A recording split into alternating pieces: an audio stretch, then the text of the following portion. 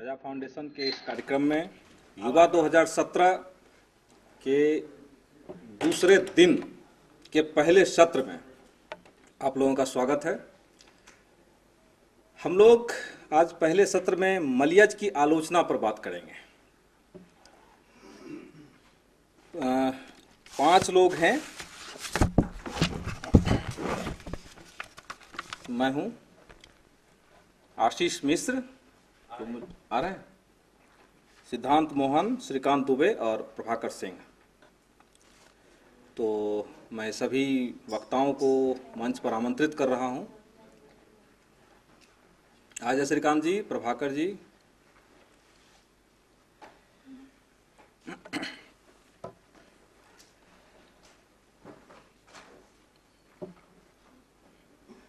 मैं आशीष अभी नहीं आए हैं। अच्छा, तो फिर मैंने तो वैसे क्रम आशीष को पहले रखा था, लेकिन खैर, तो अभी जो हैं उसमें सिद्धांत मोहन पहले बोलेंगे, फिर श्रीकांत दुबे, फिर प्रभाकर सिंह। आशीष जी आ जाएंगे तो बीच में हम लोग कर देंगे। पहले मैं अपनी बात थोड़ी रख लेता हूं। हम लोग 10-10 मिनट का समय रखेंगे। टोटल 60 मिनट हमारे पास हैं। 5 वक्ता हैं तो 50 ये हो गए और 10 मिनट लगभग। आशीष तो आ ही गए। आशीष जी मंच पर आ जाएं। हाँ हाँ बिल्कुल।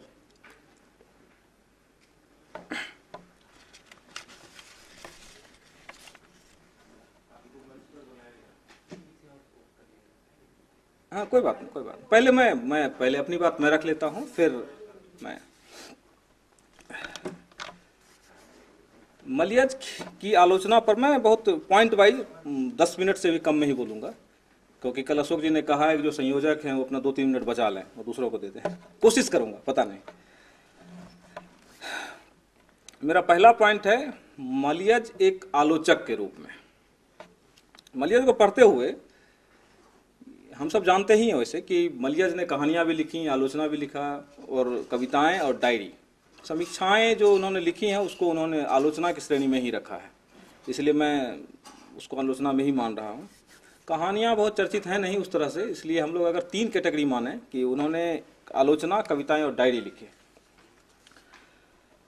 जो डायरी जो है उनकी जो डायरी है उसमें मतलब वो भी आलोचना के ही तत्व हैं। तो मैं मूलतः मानता हूं कि मलियज के 2 रूप हैं, और वो हैं कविता और आलोचना, मतलब कवि और आलोचक का रूप। सवाल यह है कि मलियज बड़े कवि हैं या बड़े आलोचक। ये सवाल मतलब हो भी सकता है, नहीं भी हो सकता है, लेकिन चूंकि हम लोग आज मलियज की आलोचना पर बात करने के लिए एकत्रित हुए हैं तो ये सवाल मेरे सामने पहले आया। तो मुझे लगा ऐसे कि उनको पढ़ते हुए, उनकी कविताओं को पढ़ते हुए, उनकी डायरी, आलोचना सबको पढ़ते हुए, मुझे ऐसा लगा कि मतलब उनको पढ़ते हुए मुझे वर्ड्सवर्थ की याद आई। मैं कवि के रूप में तुलना नहीं कर रहा हूँ। मुझे एक घटना याद आई कि हम लोग सब जानते हैं कि वर्ड्सवर्थ और कॉलरिज ने मिलकर के एक संग्रह निकाला था, लिरिकल बैलेट्स, जिसके बाद में प्रीफेस उन्होंने लिखा और बहुत चर्चित हुआ। वो रोमांटिसिज्म के प्रीफेस के रूप में उन्होंने जो लिखा, उसमें उन्होंने जो अपनी कविताएं लिखी, वास्तव में वो कविता संग्रह था दोनों का, और जिसमें वर्ड्सवर्थ ने अपनी कविताओं को डिफेंड करते हुए, उस पर बहुत विवाद हुआ, डिफेंड करते हुए उन्होंने बहुत सारी आलोचनाएं, वो एक लंबी भूमिका उन्होंने लिखी जिसको हम प्रीफेस टू रोमांटिसिज्म के नाम से जानते हैं। उसमें उन्होंने अपनी कविताओं को विश्लेषित और व्याख्यायित करते हुए सिद्धांत गढ़े। चूंकि वर्ड्सवर्थ कवि ही थे, मूलतः कवि थे और अंत तक कवि रहे, इसीलिए उन्होंने सिर्फ उतनी ही बातें की जितने में उनकी अपनी कविताएं डिफेंस, मतलब अपनी कविताओं का डिफेंस हो जाए, अपनी कविताओं की रक्षा उन्होंने कर ली। कॉलरिज बाद में उनसे असहमत हुए, और बाद में चल करके जैसा कि हम लोग जानते हैं कि उन्होंने वो आलोचक बने और उन्होंने कल्पना का पूरा एक बहुत बड़ा सिद्धांत दिया। मुझे वर्ड्सवर्थ की इसलिए याद आई क्योंकि मुझे लगा मलियज सबसे पहले कवि थे और अपनी कविता को डिफेंड करने के लिए उन्होंने आलोचना लिखी। कविता में जो है उसी को विश्लेषित, व्याख्यायित और सबसे पहले मैं कहूंगा डिफेंड करने के लिए उन्होंने आलोचना की रचना की। पहला पॉइंट तो मेरा ये है। दूसरा है, उन्होंने कविता और आलोचना की अंतर संबंध पर बात की है। और उन्होंने साफ लिखा है कि कविता कुछ भी सिद्ध नहीं करती सिवाय एक अनुभव को रचने के। कविता कुछ भी सिद्ध नहीं करती सिवाय एक अनुभव को रचने के। आलोचना कुछ भी प्रमाणित नहीं करती सिवाय उस रचे हुए अनुभव को व्यापक अर्थ विस्तार को। दो बातें साफ निकलती हैं। एक तो ये कि कविता अपने अनुभव से आगे कुछ नहीं है। दूसरा ये कि आलोचना उस कविता को खोलने का काम करते, इसलिए उन्होंने ये लिखा भी है कि उन्होंने आलोचना को समानांतर संसार कहा है। उन्होंने कहा कि जो आलोचना है वो कविता के अर्थ को खोलता है और आलोचना समानांतर है। आलोचना के बगैर कविता कुछ नहीं है। पहली बात तो मुझे लगा कि कविता क्या वाकई सिर्फ अनुभव से निकलता है, कुछ और नहीं है। मुझे प्रेमचंद की एक बात याद आई जो हम लोग सब जानते हैं। 1936 में उन्होंने प्रगतिशील लेखक संघ के अधिवेशन की अध्यक्षता करते हुए कहा था लखनऊ में कि अब ऐसे साहित्य की जरूरत है जो सुलाए नहीं जगाए, क्योंकि और सोना जो है वो मृत्यु का लक्षण है। ये सवाल, ये प्रेमचंद की इस बात को जब भी मैं पढ़ता हूँ मुझे हमेशा लगता है कि साहित्य कौन सा सुलाने वाला होता था। साहित्य तो हमेशा हम लोग तो यही जानते थे कि साहित्य का स्वरूप जो है वो प्रतिरोधी होता है, वो जगाने का काम करता है। बहुत हल्के रूप में भी हम लोग इस बात को जानते थे। तो साहित्य सुलाने का काम, कौन सा ऐसा साहित्य होता है? और अगर सुलाने का काम करता है तो फिर वो साहित्य कैसे है? लेकिन मलियज ने जब ये कहा कि कविता अनुभव से उपजती है, और उनके पूरी आलोचना को जब आप पढ़ेंगे तो लगेगा कि नहीं, वो सिर्फ अनुभव की ही बात कर रहे हैं, उसका बहुत सोशल कॉन्टेक्स्ट नहीं है। दूसरी बात, मैं सिर्फ पॉइंट वाइज बातें कर रहा हूं। तीसरी यह है, मलियज परिमल से जुड़े रहे हैं, परिमल के संयोजक भी रहे हैं, बहुत गहरे रूप से जुड़े रहे हैं, इसलिए उन पर कलावाद का आरोप भी लगा है। अगर हम कलावाद को शब्दों की बाजीगरी से जोड़कर देखें फिर तो मुझे भी लगा, फिर तो कम से कम मुझे लगा या न लगा ये तो खैर न भी कहूं, लेकिन ये जरूर कहूंगा कि ये सवाल बेमानी नहीं है। ये जो आरोप लगा है ये आरोप बेमानी नहीं है। शब्दों की दुरूहता तो वहां पर बहुत है। लेकिन अगर ये कहा जाए कि कलावादियों के पास सिर्फ शब्द ही होते हैं और कुछ मनुष्य और मनुष्य की जिंदगी नहीं होती और जिंदगी मतलब मनुष्य का दुख नहीं होता है, तो ऐसा नहीं है। मलियज के यहाँ मनुष्य के दुख को बहुत जगह मिली है। ये तीसरी बात है। लेकिन अब अगर हम इसको प्रगतिवाद से जोड़ें तो मलियज ने खुद इस बात से इनकार किया, मैं इसको कनेक्ट करूंगा बाद में, इस बात से इनकार किया कि वे प्रगतिवादी नहीं हैं। उन्होंने, शमशेर बहादुर सिंह ने एक लेख लिखा है मलियज पर, उसमें एक पंक्ति उन्होंने लिखा है, उसका मैं उल्लेख कर रहा हूं। उन्होंने कहा, मुझे याद है एक बार उन्होंने मुझसे कहा भी कि आपका गलत ख्याल है कि परिमल की नई विद्यार्थी पीढ़ी प्रगतिवाद की विरोधी है। वास्तविकता यह है कि उसकी समर्थन या विरोध के विवाद में कोई दिलचस्पी ही नहीं है।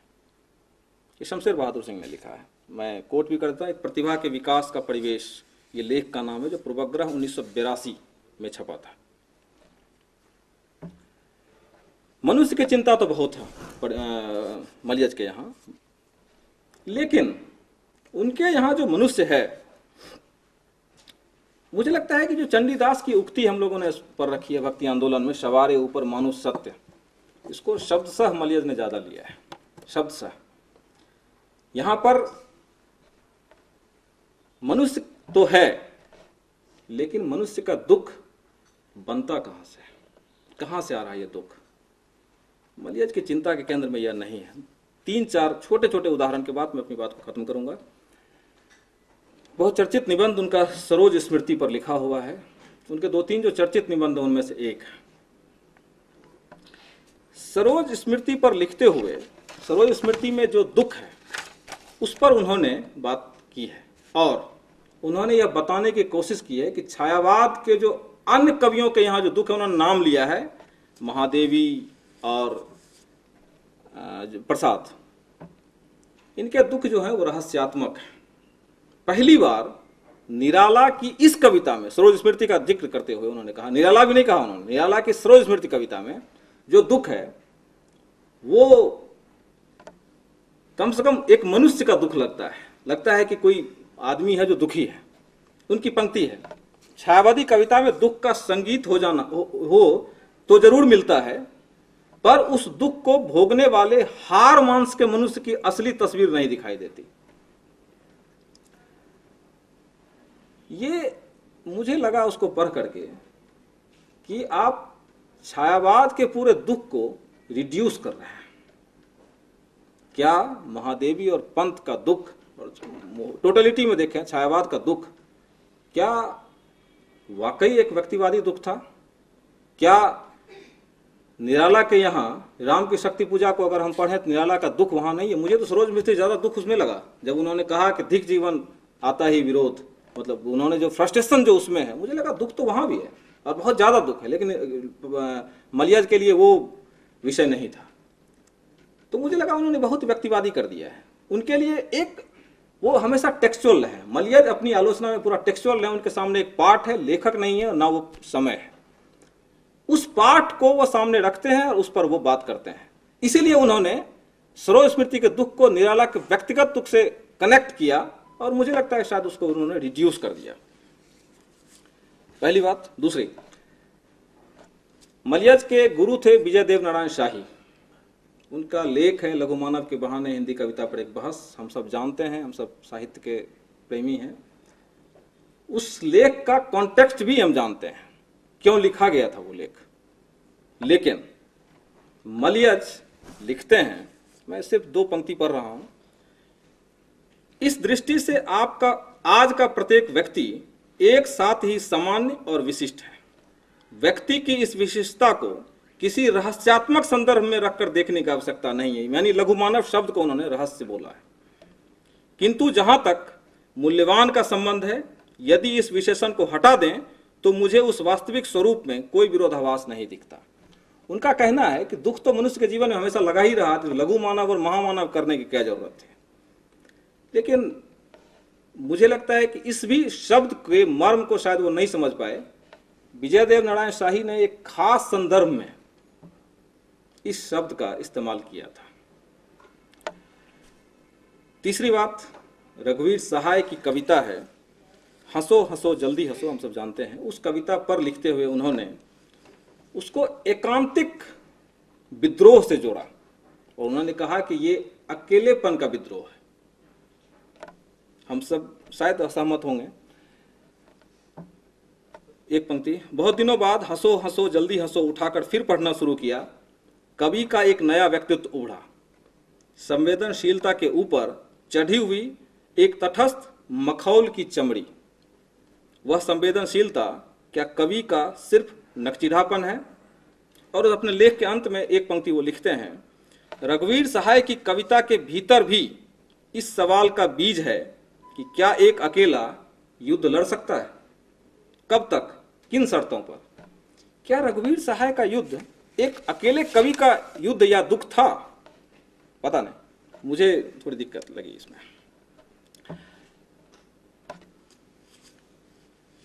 मलियाज रामचंद्र शुक्ल पर एक किताब लिख रहे थे, साहित्य अकादमी के मोनोग्राफ के लिए लिख रहे थे, जैसा कि नामवर जी ने बाद में उसको संपादित करते हुए लिखा भी और उसको बाद में उन्होंने संपादित किया भी।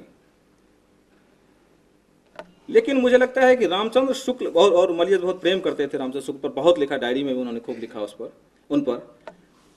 रामचंद्र शुक्ल की एक पंक्ति है, हम सब जानते ही हैं कि साहित्य के लिए उन्होंने कहा कि जनता की संचित प्रतिबिंब है, संचित प्रवृत्तियों का प्रतिबिंब है। और वो जो प्रवृत्ति है वो बनती कैसे है? वो सोशल कॉन्टेक्स्ट, जिसको उन्होंने सामाजिक, धार्मिक, सांप्रदायिक और राजनीतिक से जोड़कर देखा है। मुझे लगा शायद मलियाज इस बात को बहुत गंभीरता से नहीं ले पाए। मैं अपनी बात यही खत्म कर रहा हूँ। मैंने जो क्रम बनाया है उसमें आशीष मिश्र हैं, फिर सिद्धांत मोहन, श्रीकांत दुबे, फिर प्रभाकर सिंह। मैं बैठ जाता हूँ और मुझे लगता है बुलाने की ज़रूरत नहीं, एक एक क्रम से आप लोग आते जाएं और अपने समय का ध्यान रखें। मुझे चिट पकड़ाना अच्छा नहीं लगेगा। शुक्रिया।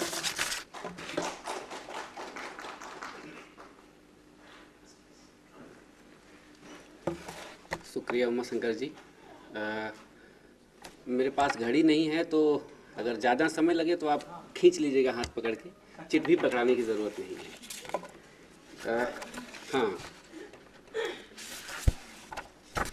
मुझे लगता है कि उमा शंकर जी ने कुछ बातें रखी हैं, बोलते हुए मैं उसका भी थोड़ा सहारा लूँगा, उसका भी संदर्भ दूँगा और उसी संदर्भ में अपनी बातें आगे बढ़ाऊँगा। एक तो यह है कि मलयज जब लिखना शुरू कर रहे हैं और उनके पहले जो कुछ है और उनके पूरे वैचारिक चिंतन के केंद्र में जो साहित्य है, दोनों पर नज़र रखना चाहिए। पहला, जिस संदर्भ में उनका निर्माण हो रहा है वो नई कविता और परिमल का दौर है, जहाँ से वो सीख रहे हैं। और उनके ठीक पहले एक ज़बरदस्त आलोचक के रूप में, एक व्यक्तित्व के रूप में मुक्तिबोध वर्तमान है। और अगर आप देखेंगे तो मुक्तिबोध पर उन्होंने डायरी में भी खूब लिखा है, उनकी कहानियों पर लेख है, जगह जगह मुक्तिबोध का जिक्र है। तो जिस वैचारिक यात्रा से निकल रहे हैं, जहाँ से अपनी वैचारिक यात्रा शुरू कर रहे हैं मलयज, वो दौर है नई कविता का, पूरा माहौल नई कविता का और शीत युद्ध का है। लेकिन उनके चिंतन के केंद्र में जो साहित्य है वो साहित्य है साठोत्तरी साहित्य। मतलब नेहरू युग का जो पूरा नैरेटिव था उससे मोह भंग के बाद का साहित्य। और अगर इस बात को समझना है तो कविता से साक्षात्कार जो उनकी पुस्तक है, उसमें एक लेख है उनका, पिछले दशक के युवा लेखन के बारे में कुछ बातें। उस लेख में वो नेहरू युग से साठोत्तरी कविता के पूरे माहौल को अलगाते हैं और ऐसा लगता है कि किसी आदर्श के बजाय बहुत यथार्थ की जमीन पर, अनुभूतियों के स्तर पर जो कुछ रचा जा रहा है, उन कविता में, साहित्य में जो अनुभूतियाँ रची जा रही हैं, उसके आधार पर अपने समय को किसी आदर्श के बजाय यथार्थ की जमीन पर समझने का एक प्रयास है। और जो कुछ रचा जा रहा है उसके अंतर्लय को पकड़ते हुए एक विवेकशील मनुष्य की कल्पना करें। ऐसा लगता है कि जो टूटा हुआ शीशा है उसको फिर से कहीं जोड़ने का प्रयास कर रहे हैं, और ये जोड़ना यथार्थ की जमीन पर और रची जा रही अनुभूतियों के जमीन पर वो कर रहे हैं। और पूरे शीत युद्ध के माहौल में जो दूषित हो चुका एक वैचारिक माहौल है, जिसमें पूरा एक वैचारिक अतिवाद है, कहीं उससे निकालने की कोशिश है। और ये निकालने की कोशिश ऐसा नहीं है कि वैचारिक अतिवाद के भीतर कोई एक मध्यवर्गीय जमीन खोजने की कोशिश है या उस अतिवाद को जोड़ने का कोई कर्तव्य है, बल्कि एक आलोचना में एक विश्वसनीयता, एक नैतिकता, तटस्थता और वैज्ञानिकता की खोज है। उनकी किताब है संवाद और एकालाप। इसमें उनकी ढेर सारी टिप्पणियां हैं, पेंटिंग्स पर समीक्षा है, नाटकों की समीक्षा है, परिमल के 2 कार्यक्रमों के 2 रपट हैं। उसी में एक पत्र है, कई और लोगों के नाम पत्र है, अशोक वाजपेयी के नाम भी एक पत्र है, और वो फिलहाल की समीक्षा है। वो पत्र ही भेज रहे हैं जिसमें उनकी किताब फिलहाल की समीक्षा कर रहे हैं, और बहुत आत्मीय समीक्षा है। तो उस पर बातचीत करते हुए वो उन पर एक आक्षेप लगाते हैं, और आक्षेप ये है कि आप लक्ष्मीकांत वर्मा और मुक्तिबोध की तुलना कर रहे हैं, और जिन आधारों पर आप मुक्तिबोध को बड़ा कवि, बड़ा विचारक मान रहे हैं, वो भाषा का है। और वो कहते हैं कि जो भाषिक दुरूहता है मुक्तिबोध के यहाँ, वो प्रासंगिकता से कटा हुआ नहीं है, वो बहुत प्रासंगिक है और ज़रूरी है और रचनात्मक है। और लक्ष्मीकांत वर्मा के यहाँ जो भाषिक दुरूहता है वो अप्रासंगिक है और वो कलात्मक नहीं है। तो एक प्रश्न उठाते हैं मलयज की आप एक ही तर्क पर, जहां मुक्तिबोध को प्रासंगिक कह रहे हैं, उन्हीं तर्कों पर आप उसके पहले लक्ष्मीकांत वर्मा को अप्रासंगिक कैसे कह रहे हैं। तो और फिर मैंने देखा कि पूरे लेखन में वो मुक्तिबोध के पक्ष में है। मुक्तिबोध की सिर्फ एक लेखक मुक्तिबोध हैं जिसकी वो मुखालिफत नहीं करते। बाकी आप सबका पढ़ जाइए, हर जगह आपको मिलेगा। ऐसा नहीं है, शमशेर सबसे करीबी दोस्त हैं और उनकी जबरदस्त मुखालफत है उनकी कविता के बारे में, उनकी वैचारिकी के बारे में। लक्ष्मीकांत वर्मा की मुखालफत करते हैं अपने लिखे में खूब, लेकिन मुझे लगा कि यहाँ क्या ये लक्ष्मीकांत वर्मा की वकालत कर रहे हैं, क्या उन्हें डिफेंड कर रहे हैं। मुझे लगा कि शायद वो लक्ष्मीकांत वर्मा की को डिफेंड नहीं कर रहे, उनकी वकालत नहीं कर रहे, बल्कि आलोचना में एक विश्वसनीयता, तटस्थता और वैज्ञानिक पद्धति की मांग कर रहे हैं। वो ये कह रहे हैं कि वो किसी भी रचनाकार के बारे में उसे लागू होना चाहिए और आलोचक को इस विश्वसनीयता को बरकरार रखना चाहिए। और यही विश्वसनीयता और तटस्थता और वैज्ञानिकता की खोज ही धीरे धीरे उन्हें नई कवितावादियों और परिमल के पूरे वैचारिक तर्कों से अलग ले जाता है। उमाशंकर जी कह रहे थे कि वो उनके तमाम तर्क नई कवितावादियों के और परिमलवादियों के। मुझे ऐसा नहीं लगता। मुझे लगता है कि वो नई कविता और परिमल के बीच ही उसकी एंटीथेसिस हैं। वो कम्युनिस्ट न हो, वो मार्क्सवादी न हो, लेकिन वो परिमल और नई कविता के बीच ही उसकी एंटीथेसिस है। और जो पूरा वैचारिक अतिवाद है उसके बीच शायद एक विश्वसनीय और वैचारिक ठोस जमीन खोजने की कोशिश कर रहे हैं।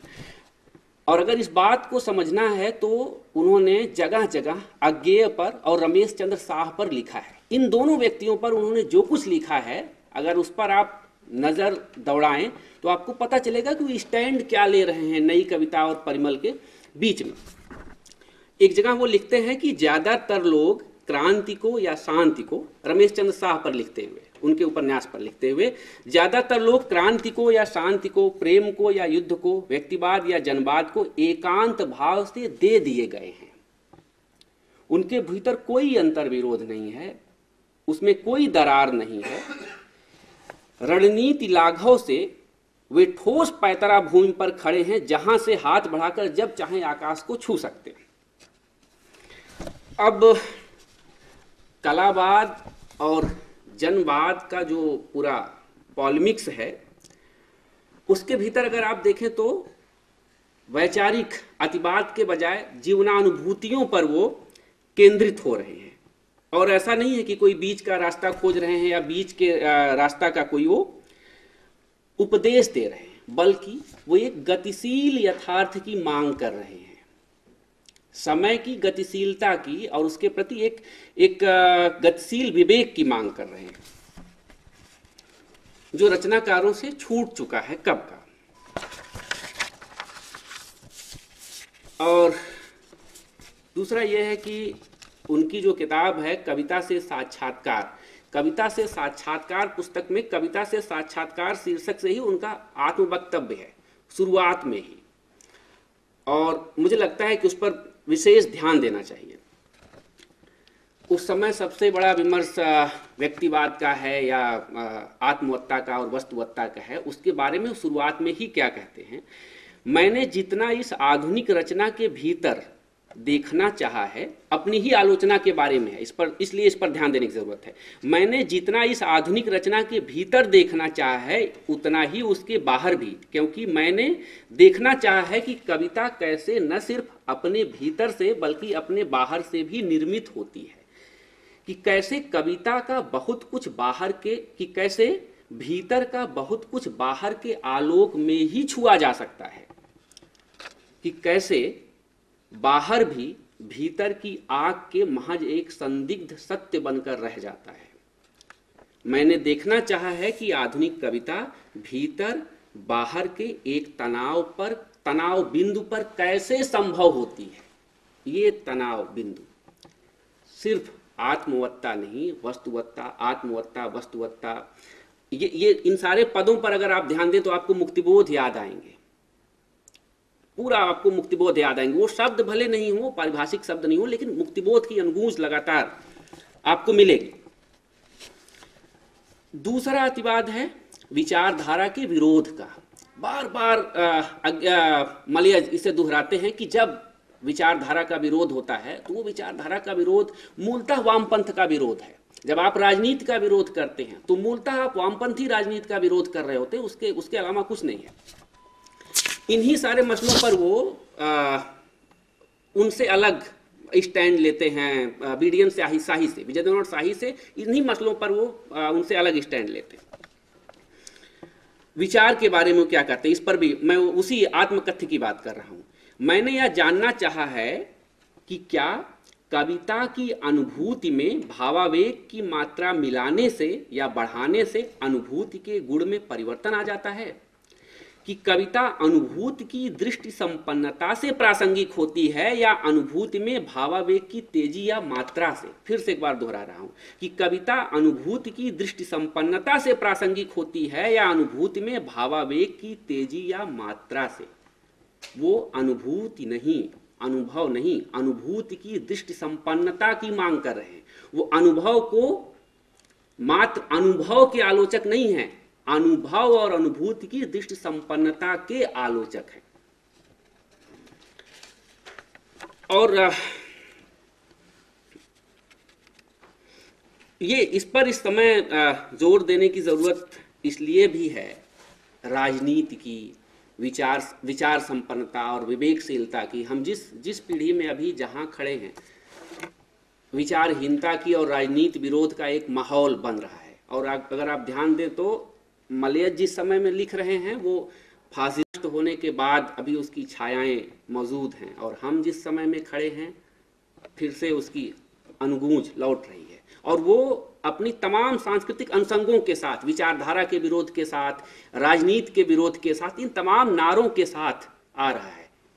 इसलिए हमें फिर से शायद मलयज को बिना किसी वैचारिक अतिवाद के हम मलयज को फिर से एक बार पढ़ सकते हैं। इस संदर्भ में भी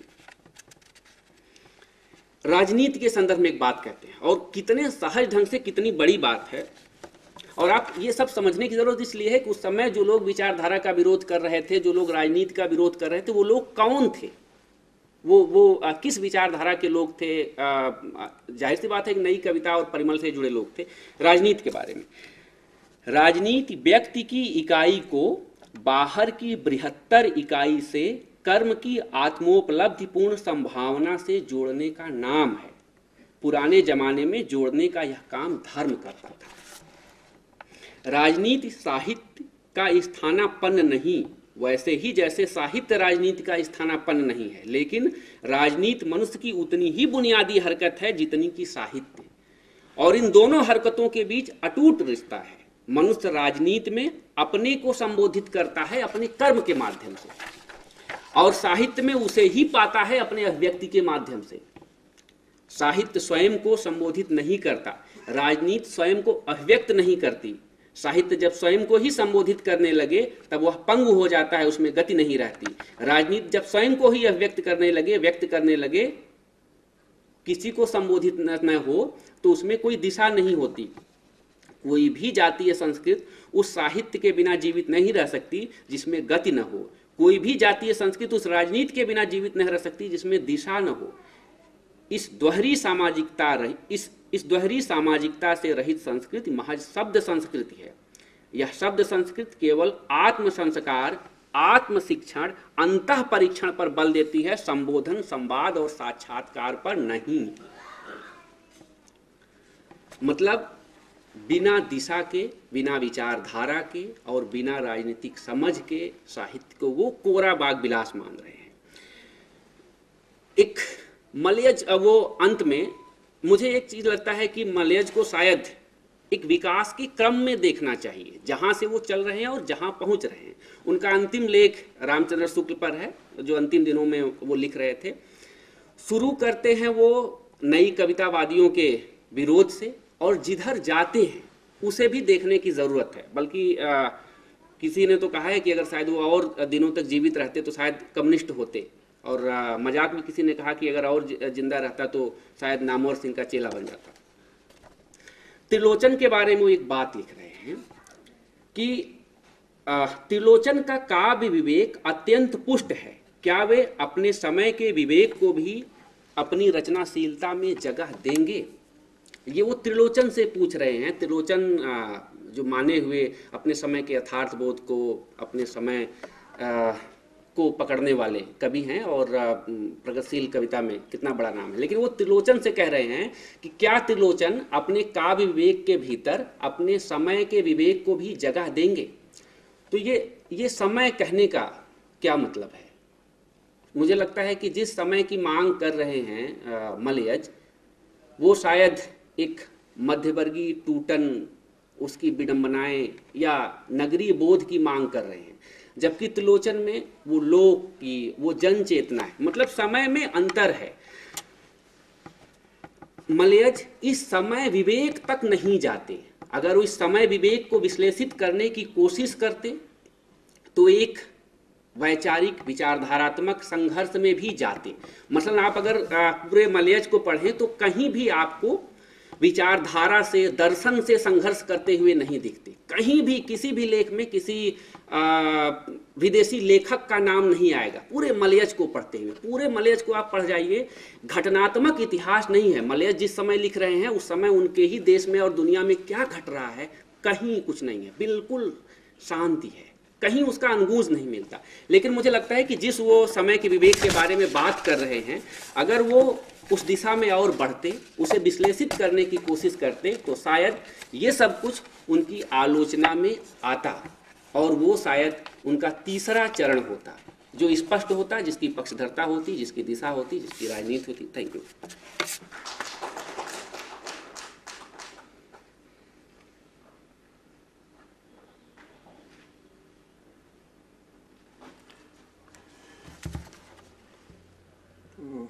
तो लगभग जो बातें होनी थी आशीष भाई ने लगभग कई बातें क्लियर कर दी हैं। फिर भी मेरी जो तैयारी है मैं उस तैयारी पे टिका रहूँगा, बात करूँगा। 12:30 मिनट पे आप मुझे रोकने का पहला प्रयास कर सकते हैं। हाँ, तो थोड़ा कोट्स है इसमें। मुक्तिबोध विचार का आह्वान करते हुए भी बार बार अपने भीतर अनुभूति के कांटों के जंगलों में भटकते हैं। उनकी काव्यात्मा इन कांटों में बिंद कर लहूलुहान होती है। मुक्तिबोध के प्रतीकों में सिर्फ तथ्य की कठोरता ही नहीं, अनुभूति का तात्कालिक गीलापन भी होता है और उनके बिंब रहस्य की रंगारंग छवियों के अंतराल में जीते हुए भी एक औसत अर्थ की निर्मम शिला पर टिके होते हैं। ऐसा लिखते वक्त मलयज मुक्तिबोध और खुद के बारे में भी बहुत सारी बातें कहते हैं। यदि मैं यह कहूं कि मलयज तथ्य की कठोरता और अनुभूति का तात्कालिक गीलापन मुक्तिबोध के साथ सहज साझा करते हैं तो शायद गलत बात मैं नहीं कह रहा हूँगा, खासकर ऐसे वक्त में जब मुक्तिबोध और उनकी कविता को गिराने और असफल साबित करने के प्रयास हुए हैं और हो रहे हैं। ऐसा कहने का मतलब साफ है कि इस लेखक ने दो पहलुओं को सामने रखकर आलोचना लिखने की आदत डाली है। वे तलखी बरतते हैं, लेकिन यह भी साफ कर जाते हैं कि काम तलखी से नहीं तथ्यपरकता से बनते हैं। तो जब वे तथ्य सामने लेकर आते हैं तो उन तथ्यों की तसल्ली बख्श मरम्मत करते हैं, फिर उस पर लिखते हैं और उस पर बात करते हुए एक अभीष्ट अर्थ निकालने की स्वतंत्रता देते हैं। इस बात को लक्षित करना इसलिए जरूरी है कि हम एक ऐसे जल्दबाज समय में जी रहे हैं कि जहां आलोचना और प्रतिवाद को तल्ख होने का पर्याय माना गया है। फेसबुक से और इस तमाम माध्यमों से आलोचना अपना रास्ता तय करती है, जो कि कर ही रही है, तो उस माध्यम की तात्कालिकता एक विधा को प्रभावित कर रही है। तो ऐसे में मलयज को याद करना और रखना स्वाभाविक है। खलावात की बहस में मुक्तिबोध पीछे छूटे रहे और उसे एक लगधक भरे कालीनी जमघट में मुक्तिबोध को जमीन का आदमी या आम आदमी का कवि मानने से एक लगभग इंकार सा रहा। लेकिन इसे व्यापक तरीके से मलयज ही लक्षित करते हैं। आप मलयज की टिप्पणियां पढ़ते हैं तो साफ लगता है कि आम आदमी की बात और उसके जिक्र पर उनका कितना जोर है। मलयज का गद्य प्रायः एक यथार्थवादी अध्यात्म की ओर जाता हुआ गद्य है। अध्यात्म not in the sense of अध्यात्म, उनके कई निबंध एक अजीब सी तैयारी से शुरू होते हैं, वो टूट नहीं पड़ते हैं रचनाकार पर या रचना पर, वो धीरे धीरे बात शुरू करते हैं अपनी, और न उन्हें ऐसी कोई लालसा भी है। यदि मैं ये कहूँ कि मलयज एक पेशेवर विषय प्रवेशी नहीं है, तो मैं साथ में यह भी कहूँगा कि मलयज आलोचना को विभागीय दृष्टि से दूर ले जाते हैं। तो वे आलोचना को एक गैर पेशेवर विधा बनाते हैं और उसमें थोड़े यकीन की स्थापना करते हैं। जैसे शाही जी पर बात की शुरुआत करते समय वो बहुत एक बुनियादी किस्म का सवाल जवाब करते हैं। वो लिखते हैं कि लोगों ने अक्सर लिखा है मैं कविता क्यों लिखता हूँ। क्या किसी ने लिखा कि मैं आलोचना क्यों लिखता हूँ? शायद नहीं, क्योंकि उन्हें डर है कि इससे आलोचना के शुष्कधार बबूल की डाल पर बैठे गुग्गू की वक्र भौं कुछ गिर जाएगी और यह कविता के हित में न होगा। फिर मलयज धीरे से कहते हैं, पर मैं स्मृतियों की बात कर रहा था। तो शाही जी वाले आलेख से तो उन्होंने आलोचना को एक पूरा बुनियादी और नर्सरी किस्म का सवाल सा बना दिया है, जिससे आप गुजरिए तो लगता है कि इस सवाल से बचकर आप आलोचक होने या आलोचना लिखने की कोशिश नहीं कर सकते। आपको इससे थोड़ा सा गुजरना ही पड़ेगा हर बार। उनकी बातचीत में मजाक करने की आदत है और वो थोड़ा उनके गद्य को और ताकत देता है। उनकी आदत को और इस आदत से और उनके गद्य को थोड़ा ताकत मिलता है। जैसे कि लिखते हैं कि शाही जी ने पता नहीं पहले कविता लिखना ही शुरू किया आलोचना, पर साहित्यिक हल्के में जो स्थायी रूप से दबंग इमेज उनकी रही है उससे यही लगता है कि आलोचना यदि उनके कविता के पहले नहीं तो साथ साथ जरूर उतरी होगी। तब शाही जी की आलोचना का स्वरूप इतना बुनियादी न रहा होगा। उस वक्त दुश्मन को मार गिराने में युक्ति कौशल और लागू की ज्यादा जरूरत रहती होगी। मलयज शाही की आलोचना को अपने उत्कृष्ट अर्थ में पॉलेमिक्स करार देते हैं, लेकिन ऐसे ही मौके पर वे अशोक वाजपेयी को लिखते हैं कि आपके विवेचन में ठीक पॉलेमिक्स तो नहीं पर उससे मिलता जुलता स्वर है। आपने खंडन द्वारा ही मंडन का रवैया अपनाया है। आपने जो कुछ स्थापित किया है वह कुछ तोड़ करिए। यानी मलयज अपने पॉलेमिक्स के ऑब्जर्वेशन से उसी तरह मात देते हैं जैसे अमूर्तन के ऑब्जर्वेशन। ये उनकी बातचीत में बार बार आता है। और हो सकता है मैं थोड़ा घूम घूम के बात कर रहा हूं, लेकिन मैं ऐसे ही बात करूंगा उसके सार्काज्म पे, उनकी व्यंग्य दृष्टि पे जो थोड़ी सी बात है। और इस पर जब बात करने आप उनकी व्यंग्य दृष्टि बात करते हैं तो आपको निर्मल वर्मा वाला निबंध हमेशा याद आता है। वो जैसे निर्मल वर्मा पे अभी स्थिति यह लगती है कि उन पर आंख भर देख लीजिए निर्मल वर्मा पे तो एक बड़े भ्रष्ट किस्म के डायलॉग का सामना करना जरूरी हो जाता है। वो एक अजीब सी असहजता आती है। तो उन्होंने वो क्लीशे पकड़ के कहते हैं, उनकी लिखा है मलयज ने कि उनकी रचना का षष्ठ अर्थ उनकी स्मृति की तरह ही एक जगह ठहरा हुआ है। फिर वो कहते हैं जगह नहीं अंतराल। इस अंतराल की एक शक्ल बीच बहस में कि इन कहानियों में कुछ यूं उभरती है कि इनमें जो कुछ घटित होता है वह या तो किसी ट्रेन के डिब्बे में या पब में, पार्क के मैदान में या अस्पताल के क्यूबिकल में। हालांकि यह काम मलयज की दृष्टि द्वारा ही संभव है कि इन क्लीशे को रचना में सिर्फ भौतिक संदर्भ नहीं बल्कि मूल्यों के प्रतीक के नाम से भी लक्षित करते हैं। उसे समझाने की जिम्मेदारी उठाते हैं, कोई पासिंग रिमार्क नहीं छोड़ के आगे बढ़ते। फिर वो लिखते हैं कि निर्मल वर्मा की यह करुणा आत्मदया नहीं है, यह एक समझदार वयस्क करुणा है। यह करुणा जीवन में विसंगतियों को देखती है और उन्हें समझती है, गो की कुछ करती नहीं।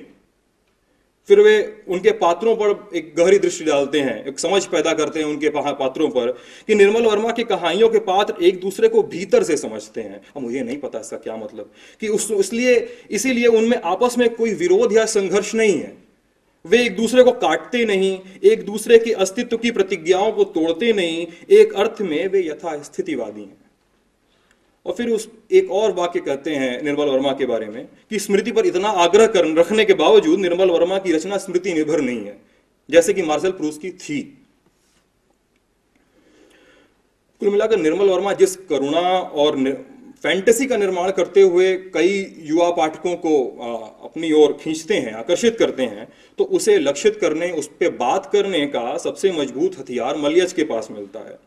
निर्मल वर्मा से आपकी लाख सहमतियां हों, लेकिन जब उन पर बात की बारी आती है तो एक परिचित किस्म की असहजता का सामना करना पड़ता है। तो वहां पे मलयज की मदद जो है वो थोड़ी मिलती है।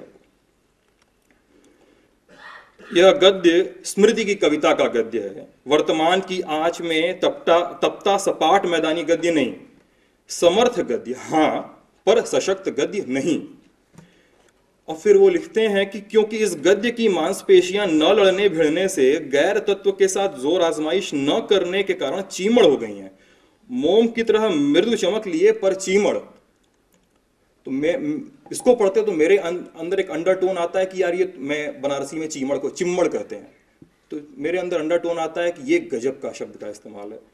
तो लेकिन फिर मलयज वहां बेहद संजीदगी से काम लेते हैं और फिर उनकी बात आ बैठती है उन लोगों पर जिनके बीच निर्मल वर्मा बेहद दिल पर बिठाए जाते हैं। ऐसा गद्य आप में ऐन्द्रिक संवेदना की फुरफुरी दौड़ा देता है, एक सेंसुअस उत्तेजना जगाता है, आपकी नसों को झंझनाता नहीं, झिझोड़ता नहीं, मथता नहीं। आप इस गद्य से अगर प्रभावित होते हैं तो उदास हो जाते हैं, अंतर्मुख हो जाते हैं। यानी बहुत सारी ध्वनियों का इस्तेमाल करते हुए मलियाजा कहते हैं कि आप निर्मल वर्मा के गद्य से बहुत से प्रभावित तो हो सकते हैं, लेकिन संवेदना के उस हिस्से तक यह गद्य नहीं पहुंचता जो आपको किसी न किसी रूप में जीवन के लिए तैयार करता है। मलयज वामपंथी नहीं थे, विचारधारा की ओर उनका झुकाव था। ऐसे में तमाम कलावादियों और उनकी ही भाषा में कहें तो शुद्ध साहित्यिकों, शुद्ध को कोट को पैरेंथेसिस में रखें हम लोग, कि ने जब कभी भी राजनीति का विरोध किया तो लगभग सभी संभव रूपों में वह वामपंथ का ही विरोध रहा। आशीष भाई ने ये बात कही है, और लेकिन इसे कहने के लिए वो वात्स्यायन का सहारा लेते हैं कि जिनके यश से वामपंथ का विरोध थोड़ा एक फैशन नुमा चीज बन गया, वो एक चल निकली वो चीज आगे। तो अपने थोड़ा तर्क को आगे ले जाते हैं मल्लिया, जो कहते हैं कि ऐसा क्यों है कि संस्कृति जैसे गहन विषय पर विचार करने वाले मनीषी लोग अक्सर अपनी निष्पत्तियों में यथास्थितिवाद के गर्त में जा गिरते हैं। इसी से निकलता हुआ दूसरा सवाल भी मुझे परेशान करता है कि क्यों एक यथास्थितिवादी सामान्यतः राजनीति विरोधी और विशेषतः वामपंथी विरोधी होता है ना। फिर वाम से निकलती कविताओं की जो कमजोरी है उसको वो ऐसा नहीं है कि मास्क कर जाते हैं या उस पर बात नहीं करते। वो लिखते हैं कि खासकर वामपंथी आग्रहों को झलकाने वाली कविताएं अवधानाश्रित होने के कारण अपनी संरचना में अमूर्तता की ओर बढ़ रही हैं। उनमें एलिगरी और फैंटेसी का इस्तेमाल टुकड़ों में खासा होने लगा है। इससे लगता है कि दिमाग का शीशा इतना ज्यादा साफ हो गया है कि जीते जागते आदमियों की जगह आदमी के प्रतीक डोलते नजर आने लगे। रमेश शाह से दोस्ती उनकी जाहिर है, ये उनकी टांग खींचते रहते हैं अपने गद्य में बार बार। और उनको लिखे एक पत्र में बड़ी दिलचस्प बात कहते हैं कि जिसको पढ़ते हुए तात्कालिकता में की गई रचनाओं पर प्रश्न उठाने के रास्ते थोड़े खुलते हैं। कि मैं सोचता हूं कि आखिर यह आत्मदया इतने लंबे समय तक क्यों बनी रही, इससे बड़ा इमोशन हम अपनी संरचना के लिए क्यों नहीं पैदा कर पाए। फिर वो जवाब भी देते हैं कि यह आत्मदया शायद रही इसलिए है कि हमने देश काल में होने वाले परिवर्तनों को, हलचल और उलटफेर को सिर्फ अपने भाव जगत पर झेल लेने दिया। हमारी संवेदना इतनी जबरदस्त शॉक एब्जॉर्बर साबित हुई कि तमाम उथल पुथल के बीच हम सिर्फ उदास होते रहे। और इसी के साथ मुझे हाफिज जुनैद की हत्या याद आती है। फिर याद आता है कि हिंदी के वरिष्ठ कवि ने तात्कालिक रूप से एक खराब कविता लिख दी थी जुनैद की हत्या के ठीक बाद। तो शायद यह इसी वजह से संभव हुआ था, जिसकी ओर मलियज का इशारा है कि भीतर का बहुत कुछ, आशीष जी ने बताया अभी कि भीतर का बहुत कुछ सिर्फ बाहर के आलोक में ही छुआ जा सकता है। कि कैसे बाहर भी बिना भीतर की आग के महज एक संदिग्ध सत्य बनकर रह जाता है। मलिया जगत इस लिहाज से भी दिलचस्प है कि कोई पेशेवराना शक्ल नहीं है इसमें आलोचना की। डायरी के भीतर, पत्रों के भीतर वाक्य हैं जो एकदम आलोचना के बीज वाक्य जैसे दिखते हैं, वो सुंदर बीज हैं आलोचना के। और रमेश चंद्र शाह को और अशोक वाजपेयी को जो लिखे उनके पत्र हैं इसके उदाहरण हैं। वो रमेश चंद्र शाह को लिखे पत्र में कहते हैं कि आपकी समस्या यह कि आप चीज उठाना चाहते हैं ठोस भौतिक अनुभव संदर्भों से, पर उससे जल्दी उकता जाते हैं उस चेष्टा से, और अमूर्तन की सच्चाई को प्राणपद से भरपूर जी भी नहीं पाते। आप स्वभाव से तो कवि हैं, पर कर्म से कवि अभी नहीं बन पाए। हालांकि कविता को और उसके जीवन दर्शन को लेकर मलियज की शक्ति इस बात से ही पता चलती है कि जब वे लिखते हैं कि कविता सच्ची बनती है भाषा के भीतर की अनुभूति से और बड़ी बनती है भाषा के भीतर कर्म से। फिर वो आगे एक बात कहते हैं कि बौने जीवन से बड़ी कविता नहीं पैदा होती, पर जीवन बौना कर्म की असिद्धि से नहीं, कर्म क्षेत्र की विविधता का अनुसंधान करने से बनता है, अनुसंधान न करने से बनता है। माफ कीजिएगा। वात्स्यायन को जोड़ते हैं, उनके युवा द्वेष को थोड़ा जोड़ते हैं बातचीत से। उन्होंने गतानुगामी और नामरूप वदनहीन जैसे शब्दों का प्रयोग किया था, इसको लक्षित करते हैं। मलयज आलोचना का एक स्कूल बनाते हैं, बहुत साफ गोई और बहुत सफाई से भरा हुआ। और चित्रकलाओं पे बात करने पे विजय सोनी पर उनका आलेख है, वो थोड़ी सी समझ देता है, उससे समझ पैदा होती है कि इस पे बात की जाए। शमशेर पर बात करते हैं, वो उनके मौन और वाचाल का अंतर स्पष्ट करते हैं। और फिर मलयज के बारे में रवि भूषण का पहल में एक लेख था, वो बड़ा दिलचस्प बात है। उसमें रवि भूषण ने नोटिस की है कि बकौल रवि भूषण मलयज की सबसे बड़ी चिंता सृजन की है। रचना और जीवन का सृजन। अपने समय की कविता में समग्रता और निरंतरता की मांग को उन्होंने एक प्रकार से यथास्थिति की मांग कहा है, और सब कुछ को खंड खंड रखने के पीछे इस यथास्थिति को तोड़ने की सृजनात्मक चेष्टा माना है। मैं मलयज का कृतज्ञ हूं कि परिस्थितियां ऐसी बन रही है कि आलोचना में संवाद की जगह पैदा हो सके, वरना एक लंबे समयांतराल में आलोचना एक मुंह बोला और दो कान सुना मार का चीज बन के रह गई थी। Thank you.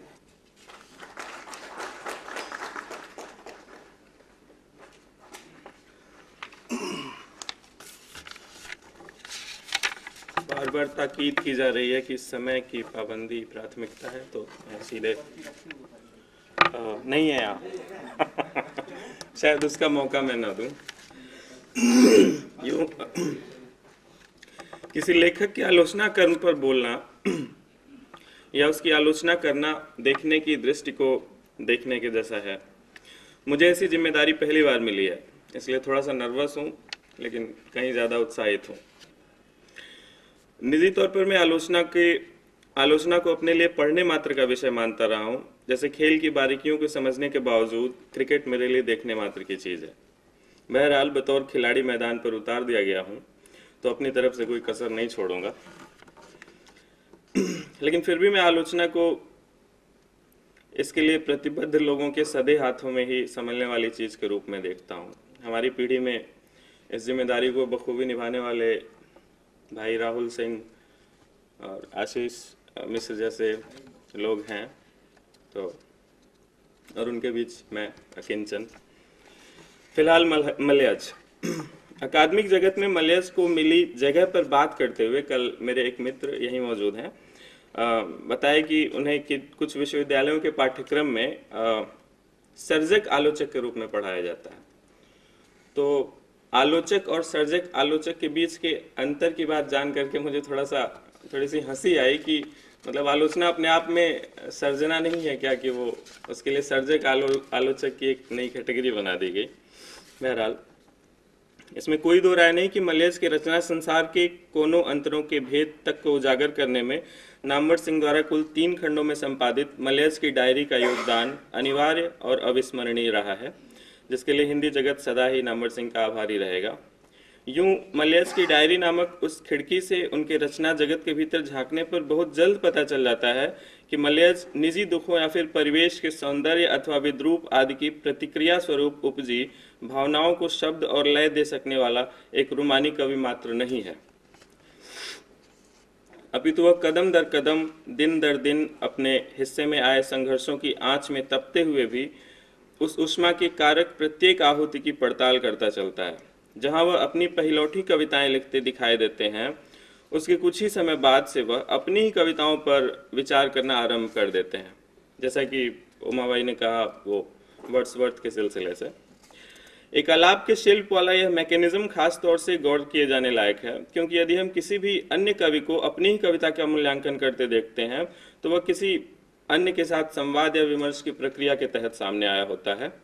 लेकिन मलयज के मामले में यह स्वतः स्फूर्त है। उनकी डायरी में दर्ज यह प्रश्न देखिए, मेरी कविता एक पूर्व निश्चित फॉर्म लेकर आती है, तो इससे क्या होता है, इससे क्या खतरे में है? इस तरह के प्रश्न वो खुद की कविता के बारे में करते हैं।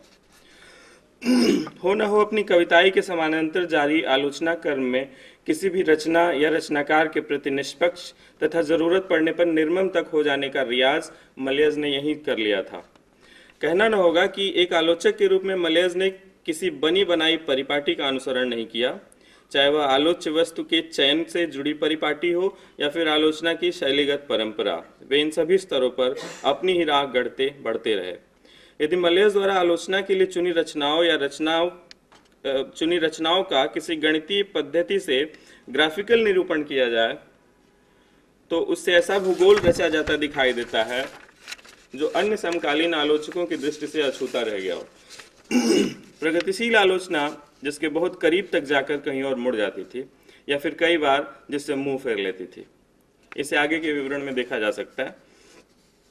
मलेज ने छायावाद से सिर्फ निराला को चुना तथा सरोज स्मृति के शोक को उस दौर के अन्य शोक गीतों, जिसमें महादेव वर्मा के काव्य का एक बड़ा हिस्सा आ सकता है, में व्याप्त शोक की अनुभूति से मुठभेड़ की बजाय शोक की अनुभूति का अतिक्रमण बताया। साथ ही सरोज स्मृति को शेष छायावादी कवियों की शोक कविताओं के सापेक्ष दुख की स्वनिर्भर दुनिया से बाहर आने की चीख करार दी। सरोज स्मृति की ऐसी व्याख्या अपने आप में नई है।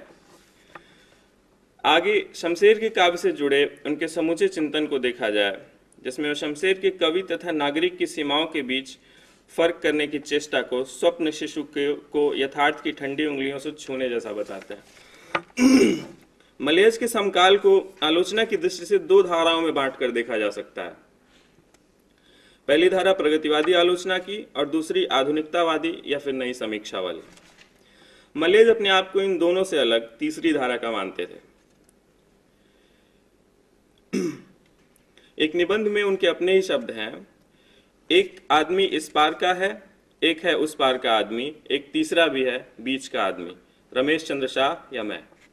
रमेश चंद्र शाह से उनके करीबी के बारे में सिद्धांत जी कह चुके हैं। डॉक्टर रामविलास शर्मा और डॉक्टर नामवर सिंह की आलोचना ने जिस अज्ञेय के रचना संसार को समाज से विमुख तथा इतिहास निषेध एवं अभिजात्यवाद से ग्रस्त माना, मलेज ने उसी अज्ञेय की काव्य चेतना के नए आयाम खोले। आत्मरक्षा और आत्मविस्तार अज्ञेय की काव्य चेतना के दो मूल पक्ष हैं, ऐसा उन्होंने कहा। इन दोनों के बीच एक और तत्व भी है, आत्मनिर्णय। जिस समय मार्क्सवादी आलोचना जन परंपरा के नाम पर कला मूल्यों को राजनैतिक, आर्थिक, सामाजिक कार्यक्रमों की बलिवेदी पर न्यौछावर कर रही थी, अज्ञेय ऐसे संगठित आलोचना के विरुद्ध कला मूल्यों की लड़ाई लगभग अकेले लड़ रहे थे। ये मलेज का कहना है। प्रगतिवादी आलोचना के एक और चहेते कवि त्रिलोचन को वे ऐसे ही अपनी उस तीसरी धारा में खींच लाते हैं। उनके अपने ही शब्द, त्रिलोचन के जीवन संघर्ष जुझारू या लड़ाकू नहीं है, बल्कि बहुत कुछ अपने को उद्बोधन देने जैसा है। उसमें संकल्प का ओज है, उसमें दहकती हुई आग नहीं जो अन्याय और असमानता को जलाकर राख कर दे। इसलिए त्रिलोचन के क्रांति के आह्वान में भी एक गंभीर मंत्रणा का पुट है। काव्य कला के स्तर पर वे सर्वेश्वर दयाल सक्सेना को त्रिलोचन के सापेक्ष दूसरे ध्रुव पर देखते हैं। सर्वेश्वर की काव्यानुभूति में उन्हें एक दरार दिखाई देती है जिसका केंद्रीय मूल्य आंतरिकता है, लेकिन इस आंतरिकता से बाहर फैले संसार को भी सर्वेश्वर खारिज नहीं करते। मलेज कहते हैं, दोनों लोगों का यह सह अस्तित्व एक बेचैन तनाव बनकर सर्वेश्वर की काव्य रचना पर छाया हुआ है। बाह्य लोक यदि उसका युग धर्म है तो अंतर्लोक स्वधर्म। मलेज के अनुसार बाह्य लोक एवं अंतरलोक के बीच की यह दरार उनकी कविता को कमजोर करती है। तो ऐसी बेबाकी भी मलेज के पास है। मैं फिर से कहना चाहता हूं कि मलेज के पास आलोचना का कोई तयशुदा फार्मूला नहीं है, ऐसा मैंने उन्हें देखा। इसलिए वहां रचना के स्वभाव के अनुरूप विवेचन का लचीलापन भी दिखाई देता है। उनकी आलोचना का एक महती पक्ष उनके द्वारा किसी भी चीज की अंधाधुंध स्वीकार्यता अथवा ऐसे ही अस्वीकार का चेतस प्रतिकार या इनकार है। कविता से साक्षात्कार नामक लेख में एक स्थल पर अपनी आलोचना के बारे में मलेज खुद लिखते हैं, आलोचना कुछ भी प्रमाणित नहीं करती सिवाय उस रचे हुए अनुभव को व्यापक अर्थ विस्तार देने के।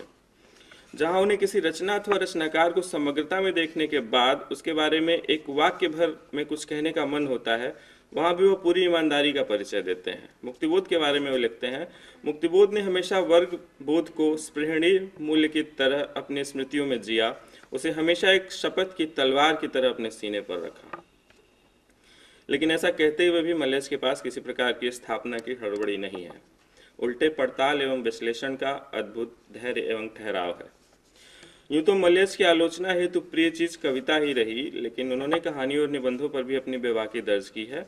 अज्ञेय तथा मुक्तिबोध के गद्य पर बात करते हुए भी वे उनके काव्य संसार के ही किसी तहखाने की चाबी के रूप में इसका इस्तेमाल करते दिखाई देते हैं। मुक्तिबोध पर लिखे निबंध सतह से ऊपर उठाती रचना के शीर्षक के बाद मुक्तिबोध के रचना जगत में सतह के आदमी की सतत मौजूदगी का उद्घाटन इस लिहाज से उल्लेखनीय है। मेरी समझ से मलयज ने यदि किसी विशुद्ध रूप से गद्य लिखने वाले रचनाकार पर कलम चलाई है तो वो है निर्मल वर्मा। रामचंद्र शुक्ल को इसमें इसलिए नहीं शामिल कर सकते क्योंकि उनकी कविताएं भी प्रकाशित हुई हैं, शायद एक किताब भी है उनकी। हालांकि निर्मल वर्मा की कथा जगत की पड़ताल करते हुए भी मलयज ज्यादातर कविता के मूल्यांकन के उपकरणों का इस्तेमाल करते दिखाई देते हैं। शायद इसीलिए वे कई जगह निर्मल वर्मा से कुछ सख्त कथनों के साथ मुखातिब हो जाते हैं, जैसे यह गद्य स्मृति की कविता का गद्य है, वर्तमान की आंच में तपता मैदानी गद्य नहीं। इसका उल्लेख सिद्धांत जी ने किया। वर्तमान की आंच में तपता मैदानी गद्य नहीं, समर्थ गद्य हाँ, पर सशक्त गद्य नहीं। ऐसे स्वर के साथ यहाँ वे वापस मार्क्सवादी आलोचना की धारा की ओर मुड़ते हुए भी नजर आते हैं।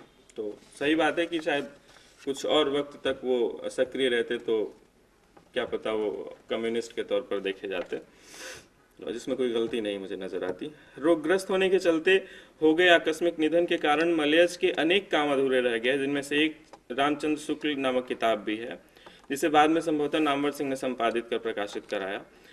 मलयज इसमें रामचंद्र शुक्ल के रचनात्मक व्यक्तित्व के अनेक पक्षों का सटीक विवेचन किए हैं, जिसमें समीक्षक आलोचक के साथ शुक्ल जी के कवि तथा इतिहासकार वाले रूपों को भी उतनी ही प्रतिबद्धता से उद्घाटित किया गया है।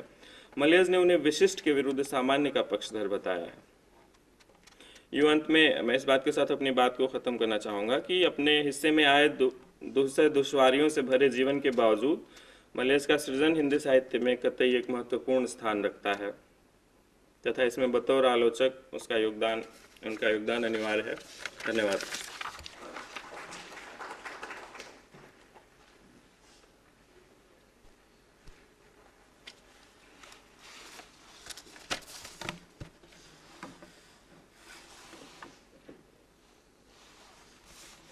आप सबको प्रणाम।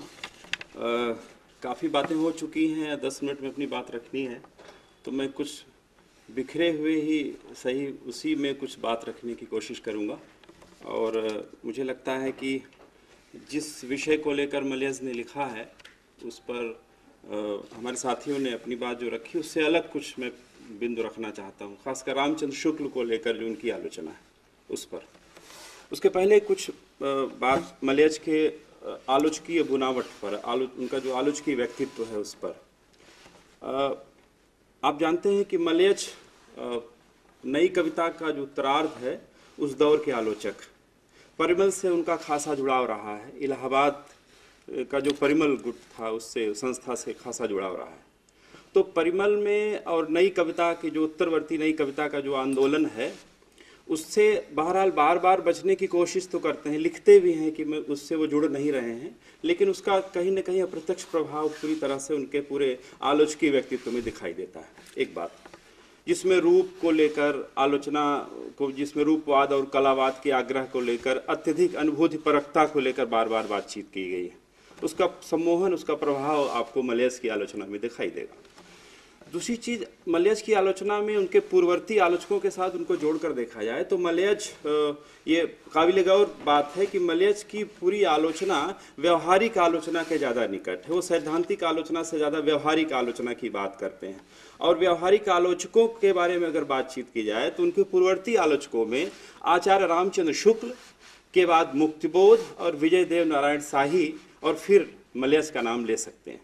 क्योंकि हिंदी आलोचना में जो व्यवहारिक आलोचना, जो टेक्स्ट पर बात करने वाली आलोचना, सीधे टेक्स्ट को खोलने वाली, इसमें आचार्य शुक्ल की जो परंपरा, इसीलिए आचार्य शुक्ल को बहुत पसंद करते हैं वो।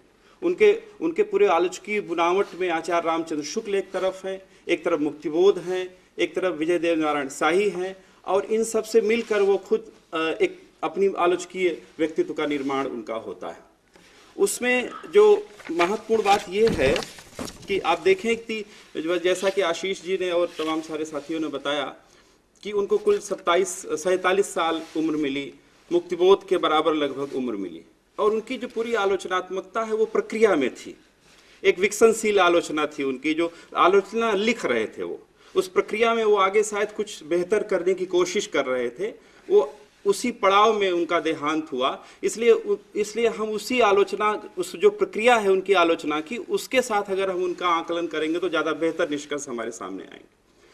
और लिखी हुई जो उनकी आलोचना है उसमें भी जो संभावित निष्कर्ष हो सकते थे आलोचना के, उस विकासमान अवस्था के साथ मलयज को पढ़ना ज़्यादा बेहतर होगा। दूसरे, मलयज की आलोचना के कुछ टर्म्स हैं। आप देखें कि शुरू में जब वो बातचीत करते हैं तो मलयज कविता से साक्षात्कार में जैसे बातचीत हुई कि कविता अपने अनुभव को महसूस करने वाली और रचने वाली बात है, और आलोचना उसी कविता से साक्षात्कार है। ये उनका आलोचनात्मक जो पदबंध है जिसमें वो कविता को अनुभूत से जोड़ते हैं और उसी कविता के अनुभव को विचार से जोड़ते हुए आलोचना की बात करते हैं। तो एक प्रकार से समानांतर आलोचना कविता के साथ जो उनकी विकसित होती है। और फिर कविता के बारे में जब बातचीत वो करते हैं तो एक तरफ मुक्तिबोध है। आप देखें कि मुक्तिबोध जो रचनात्मकता की बात करते हैं, मुक्तबोध के यहाँ कविता कैसे अनुभव से शुरू होती है और फिर वो किस तरह से विश्व चेतस कविता की ओर, एक सांस्कृतिक प्रक्रिया की ओर कविता बढ़ती है। लेकिन बार बार मलयज के यहाँ वो अनुभूति परकता की बात जब करते हैं, अनुभूत की बात करते हैं, तो वो आलोचना में भी वो विचार की वो सारी सरणियाँ आपको दिखाई देती हैं। तो उसके साथ वो कुछ अधूरी सी बात लगती है। और उसके संदर्भ में अगर आप बात करें तो खुद आचार्य रामचंद्र शुक्ल कहते हैं कि कविता पूरी बनती है जीवन से, कि कोई भी बेहतरीन कविता तब बनेगी जब जीवन की आलोचना उसमें दिखाई पड़े। और बार बार उस जीवन को पकड़ने की कोशिश तो करते हैं मलयज, लेकिन मलयज की कविताई में भी आप देख लें या उनकी आलोचनात्मक प्रतिमानों में देख लें तो अनुभूत परकता की अधिकता की वजह से जीवन की जो पूरी संरचना है वो उसमें व्याप्ति उसकी हो नहीं पाती, इसलिए आलोचना का वो तेवर बन नहीं पाता। बहरहाल एक और शब्द बार बार मलयज के यहाँ आता है, वह है तनाव। लेकिन खासियत ये है कि वो तनाव को किस तरह से लेते हैं। वो जब बातचीत करते हैं तो उनका ये कहना है कि कविता का या रचना का एक भीतरी तनाव है, एक बाहरी तनाव है। वो न तो भीतरी तनाव की बात करते हैं न तो बाहरी तनाव की। वो कहते हैं भीतरी और बाहरी तनाव के बीच में एक संध्य स्थल है, उस सुपर स्ट्रक्चर उसको कहते हैं, उस तनाव की बात वो करते हैं। तो ऐसे में क्या होता है कि रचना और आलोचना का जो मानदंड है उनके हाथ से कई जगह छूटता हुआ सा नजर आता है। और आप देखें कि उस बातचीत को जिस तरह से रखने की कोशिश करते हैं तो उनकी रचनात्मकता और आलोचनात्मकता के जो प्रतिमान निर्मित होते हैं वो अधूरे से दिखाई देने लगते हैं। लेकिन ये हम कह सकते हैं कि इस प्रक्रिया में जैसे कविता से साक्षात्कार उनकी जो पुस्तक है, उसके बाद संवाद और एकालाप पुस्तक है, और फिर बाद में आचार्य रामचंद्र शुक्ल पर उनकी जो मुकम्मल किताब, मैं इसलिए कहूँगा उसको है, तो 3 अध्याय की पुस्तक जिसको नामवर सिंह ने बाद में उनकी टिप्पणियों से लेकर उसको संपादित किया। तो हिंदी की जो व्यावहारिक आलोचना है उसके प्रतिमानों पर अगर बातचीत करें तो आचार्य रामचंद्र शुक्ल एक मुकम्मल किताब है जिसमें उनकी आलोचकी प्रतिभा निखर कर सामने आती है। और उसमें निखर कर इस तरह से, तो मैं कुछ कोटेशन पढ़ के अपनी बात रखूँगा आपके सामने कि आचार्य रामचंद्र शुक्ल के बारे में बातचीत करते हुए मलयज जिस तरह से बातचीत करते हैं, उन्होंने बताया कि आचार्य रामचंद्र शुक्ल शास्त्र, जो आलोचना का जो शास्त्र है उसकी जगह उन्होंने मर्म शब्द का प्रयोग किया है। वो मर्म भेदी आलोचक हैं आचार्य रामचंद्र शुक्ल। और आचार्य रामचंद्र शुक्ल के बुनावट में 1883 से 1908 के बीच में जो मिर्जापुर का उनका रहवास है, उसमें कैसे उनका पूरा आलोचकी व्यक्तित्व निर्मित होता है। तो परिवेश को लेकर बार बार मलयज जिस चीज़ की बात करते हैं वो आचार्य शुक्ल में खोजने की कोशिश करते हैं।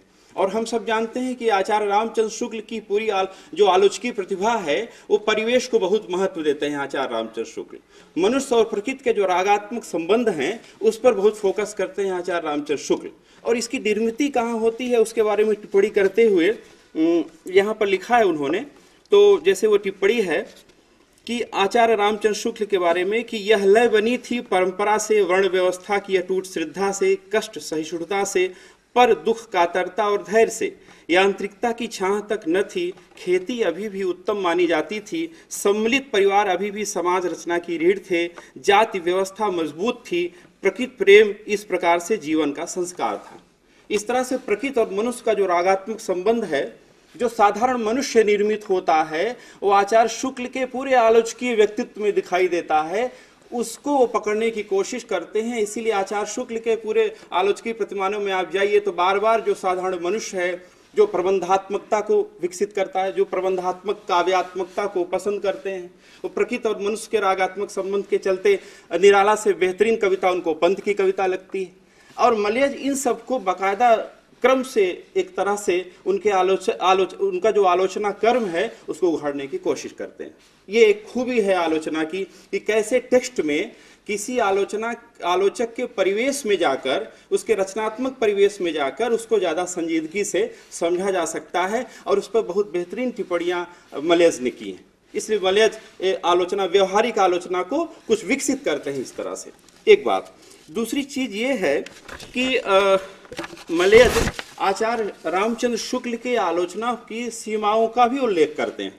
जैसे उन्होंने ये बताया कि जो नैतिकतावादी और मर्यादावादी मानदंड हैं उनके आचार्य रामचंद्र शुक्ल के, जिस समय मलयज लिख रहे थे वो नई कविता के बाद का दौर है, मुक्तिबोध की रचनात्मकता सामने है, तो वो कह रहे थे कि उनके जो टूल्स हैं आलोचना के, उससे आज की कविताएं, आज के दौर के साहित्य को अगर समझने की कोशिश हम करें तो शायद आधी अधूरी आलोचना वो हो जाएगी हमारे सामने। दूसरी चीज, आचार्य रामचंद्र शुक्ल के आलोचना की सीमाओं पर जब मलयज बातचीत करते हैं तो ये बार बार कहते हैं कि आचार्य रामचंद्र शुक्ल का जो दौर था, छायावाद का जो दौर था, उसमें औपनिवेशिक आधुनिकता के बारे में, भारतीयता के बारे में, उस पूरे चिंतन प्रक्रिया के बारे में जो उभार था, उस तरफ आचार्य रामचंद्र शुक्ल लिखते नहीं। उनको लिखना चाहिए, उस तरफ वो संकेत करते हैं। तो ये सीमाएं भी आचार्य रामचंद्र शुक्ल के आलोचना की वो संकेतित करते हुए आगे बढ़ते हैं। बात और एक ये है कि मलयज, आप देखें कि मलयज की पूरी आलोचनात्मक प्रक्रिया से जब हम संवाद करते हैं तो मुझे लगता है कि मलयज का पूरा जो व्यक्तित्व है एक बेचैन बुद्धिजीवी का व्यक्तित्व है, और उसमें वो डायरी लेखक के रूप में मुख्य रूप से उनका जो केंद्रीय व्यक्तित्व है वो डायरी लेखक का है। इसलिए आलोचना की सतरें भी वहीं से निकलती हैं। वो सिनेमा पर लिखते हैं, नाटक पर लिखते हैं, राजनीति पर लिखते हैं वो, और तमाम सारी बहसों पर रोज नामचा जो उनका है, जो डायरी है, उस पर वो टिप्पणियां करते हैं। इसी तरह आलोचना पर भी वो बातचीत करते हैं। इसलिए एक मुकम्मल आलोचक तो नहीं है वो उस तरह से, लेकिन व्यावहारिक आलोचना में जो दैनंदिन प्रक्रिया के साथ आलोचना को जोड़ने का एक मुकम्मल काम किया मलयज ने, कि आलोचना हमारे जीवन की दैनंदिन प्रक्रिया के साथ जुड़नी चाहिए। आलोचना कोई फॉर्मेट नहीं है बनी बनाई, जैसे कि इसके पहले आलोचना को एक फॉर्मेट में बांध दिया गया था कि जैसे एक तरह वैचारिकता के साथ आलोचना को जोड़ दिया गया था, जिसमें कलावाद है, फिर बाद में मार्क्सवाद, ये तमाम सारे। मलयज एक ऐसे आलोचक हैं जो इन सारी धड़ों को तोड़ते हैं, जो वैचारिकता के तमाम सारे आग्रहों को तोड़ते हैं। वो आलोचना और रचना को जीवन से जोड़कर देखने की कोशिश करते हैं। उनका ये है कि आलोचना आपको तमाम सारे जीवन के उन अनुभूतियों में मिलेगी जो जीवनचर्या से शामिल है हमारे साथ, जो जीवनचर्या में हम उसको जीते हैं। एक चीज हाँ, कमी मलयज की आलोचना में ये है कि मलयज परिवेश पर इतना ज्यादा बल देते हैं कि परिवेश से ही इतिहास बोध की तलाश करते हैं। तो इतिहास बोध वहां कमजोर नजर आता है उनकी आलोचना में, क्योंकि इतिहास और निरंतरता और परंपरा का जो पूरा एक गहन दर्शन है जो हमारी आलोचना को प्रौढ़ बनाता है, उसकी कमी नजर आती है मलयज की आलोचना में। तो परिवेश से इतिहास की तलाश करने की कोशिश करते हैं, एक बिंदु। दूसरी चीज ये है कि कविता पर मुख्यतः वो कविता के आलोचक हैं मलयज, और कविता के आलोचक हैं, राजनीति की बात भी करते हैं, उसी में वो राजनीति को केंद्र में रखते हैं। लेकिन राजनीति के जितने सरोकार हैं, जो अंतर्विरोध हैं, उससे वो कविता को नहीं जोड़ते। असल में कविता के भीतर वो राजनीति का पुरुषार्थ खोजने की कोशिश करते हैं। और आप देखें कि उनकी आलोचना में वो कविता की प्रतिबद्धता से राजनीति की प्रतिबद्धता जाहिर करने की कोशिश करते हैं। इसी में वो अन्य, जैसे मुक्तिबोध से उनको जोड़ा जाए तो मुक्तिबोध एकदम एक बड़े राजनीतिक प्रतिबद्ध कवि हैं, और जो उनकी राजनीतिक चेतना है, बड़ी मुखर चेतना है, वो आपको कविता में भी दिखाई पड़ेगी, उनके वैचारिक लेखन में भी दिखाई पड़ेगा। लेकिन मलयज के यहाँ अगर आप जाइए तो वो कोनों अतरों में कहीं से झांकता हुआ नजर आता है, लेकिन मुकम्मल उसका रूप आपके सामने उभर कर नहीं आता। लेकिन ये बात सही है कि मलयज एक बड़े आलोचक इसलिए हमारे सामने हैं क्योंकि एक ईमानदार आलोचक, जीवन की संवेदना और रचना की जो संवेदना है उसमें कोई फांक नहीं है उनके यहाँ। वो अनुभव की गतिशीलता के साथ अपनी बातचीत करते हैं। बार बार जैसे मैं एक स्टेंजा संवाद और एक आलाप से आपके सामने रखता हूँ उनकी ईमानदारी का और प्रतिबद्धताओं का, कि हमने जब जब लड़ाई का निश्चय किया तब तब हमारे हाथों में गलत हथियार थे। हम न स्वयं बदल सके न व्यवस्था को ही बदल पाए, कारण वही रहा हमने स्वयं को बदलकर व्यवस्था को बदलना चाहा। ये जो प्रतिबद्धता है मलयज की, एक संवेदनशील रचनाकार मन और आलोचक मन की, जो लगातार एक प्रगतिशील चेतना के साथ वो अपनी आलोचना को विकसित कर रहे थे, तो मैं ये कह सकता हूँ या इनको इस पूरी प्रक्रिया को या पूरी रचनात्मकता को पढ़ने के बाद कि मलयज एक संभावनाशील आलोचक के रूप में हमें दिखाई देते हैं। मलयज मुकम्मल भले ना हो, लेकिन अपनी आधी अधूरी में वो खंड खंड सर्जनात्मकता उनके यहाँ दिखाई देती है। उसके साथ हम इस तरह से जोड़ सकते हैं कि आज के समय में जो आलोचना का घटाटोप है, जिसमें टेक्स्ट में घुसने से पहले जो उसकी पृष्ठभूमि बनाई जाती है, जो बहुत बड़ा, जिसमें कहते हैं ना आलोचना को चस्पा करना, उससे परहेज करते थे मलयज। मलयज आलोचना के परिवेश से बातचीत करते थे, मतलब उससे टेक्स्ट पाठ की आलोचना जिसे कहते हैं, और बड़ी ईमानदारी और संजीदगी के साथ उससे जुड़ते थे। और मलयज आधुनिकता, प्रगतिशीलता, वैचारिकी जिसे मार्क्सवाद कहते हैं, वो सीधे सीधे मार्क्सवाद से उनकी पक्षधरता नहीं है, लेकिन आप देखें कि मार्क्सवाद की प्रक्रिया से वो पूरी तरह सहमत थे, धीरे धीरे उस तरफ थोड़ा विकसित हो रहे थे। और मलयज मेरे लिए इसीलिए महत्वपूर्ण आलोचक या रचनाकार हैं क्योंकि एक संवेदनशीलता और ईमानदारी और प्रतिबद्धता, जिसकी आज बहुत ज़्यादा कमी है रचनात्मकता में, आलोचना में, उसके जीते जागते उदाहरण हैं मलयज। धन्यवाद।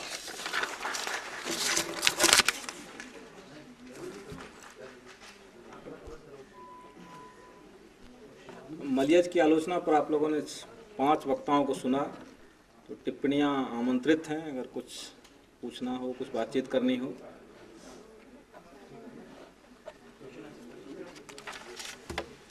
अगला सत्र उसका बचपन पर आधारित है। इसमें शिवानी जी संयोजक होंगी और अरुण शिटांस, अनुपम सिंह।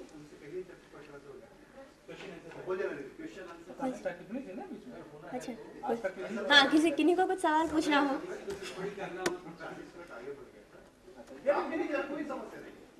हाँ, तो सवाल अगर किसी के मन में कोई हो तो पूछ सकते हैं।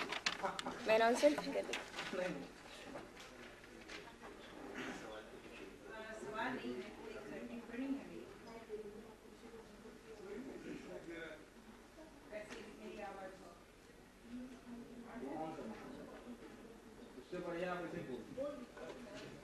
ऐसे ही मेरी आवाज जाएगी। आज की ये परिचर्चा मेरे लिए बहुत महत्वपूर्ण थी। मैं पूरे सभागार से ये बात कह रही हूँ, क्योंकि मलयज आजमगढ़ से थे और बहुत दुख होता है मुझे इस बात पे कि मेरे शहर में आज तक सारे के सारे साहित्यकार राहुल सांस्कृत्यायन, हरिऔध और आदमी से आगे बढ़े हैं। मलयज पर पिछले साल एक बहुत महत्वपूर्ण अंक आया हमारे आजमगढ़ के पड़ोसी जनपद से, अभिनव कदम का, और मैंने और जयप्रकाश राय धूमकेतु जी ने बहुत प्रयास किया कि हम एक आयोजन अभिनव कदम को लेकर के, उस अंक को लेकर आजमगढ़ में कर पाए, लेकिन कोई भी स्थानीय साहित्यकार इस मदद के लिए आगे नहीं। तो मुझे व्यक्तिगत तौर पे इतनी खुशी हुई आज इस परिचर्चा को लेके कि मलयज 45 से 50 साल तक मैं मानती हूँ कि युवा ही होता है। एक शहर जो एक विराट सांस्कृतिक गौरव रखता है, उसके पास अपने एक युवा साहित्यकार के लिए समय नहीं है, तो ये आयोजन युवाओं का है। एक कैसी स्वीकारोक्ति युवाओं को लेकर हमारे साहित्यिक समाज में आज भी है, ये बात बहुत गौर करने वाली है। तो मुझे बहुत खुशी हुई कि मलयज पर आज यहाँ चर्चा हुई। मैं अपने पूरे जनपद की तरफ से, आजमगढ़ की तरफ से आप सबको धन्यवाद और आभार व्यक्त करती हूँ। बहुत बहुत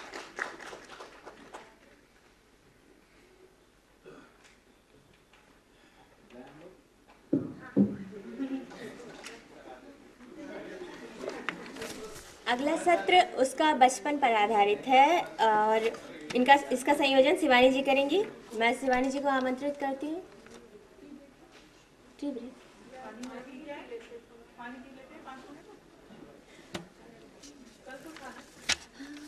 कुछ लोगों को यहाँ पे टी ब्रेक की ज़रूरत है, मैं ऐसा कहूँ तो आप लोग चाहें तो 5 मिनट का टी ब्रेक ले सकते हैं। उसके बाद हम लोग मिलते हैं अगले सत्र के लिए। हाँ, 5 मिनट में पानी चाय जो भी पीना हो पी सकते हैं। आप सबका पुनः स्वागत करते हैं। इस सत्र का आरंभ उसका बचपन के परिचय से मैं देना चाहूँगी और हमारे पैनल में श्री अरुण सीतांश जी हैं जिन्हें मैं आमंत्रित करती हूँ, ज्योति चावला, राहुल सिंह, सोनी पांडे और अनुपमा सिंह। आप सबसे निवेदन है कि आप आकर सीट ग्रहण करें।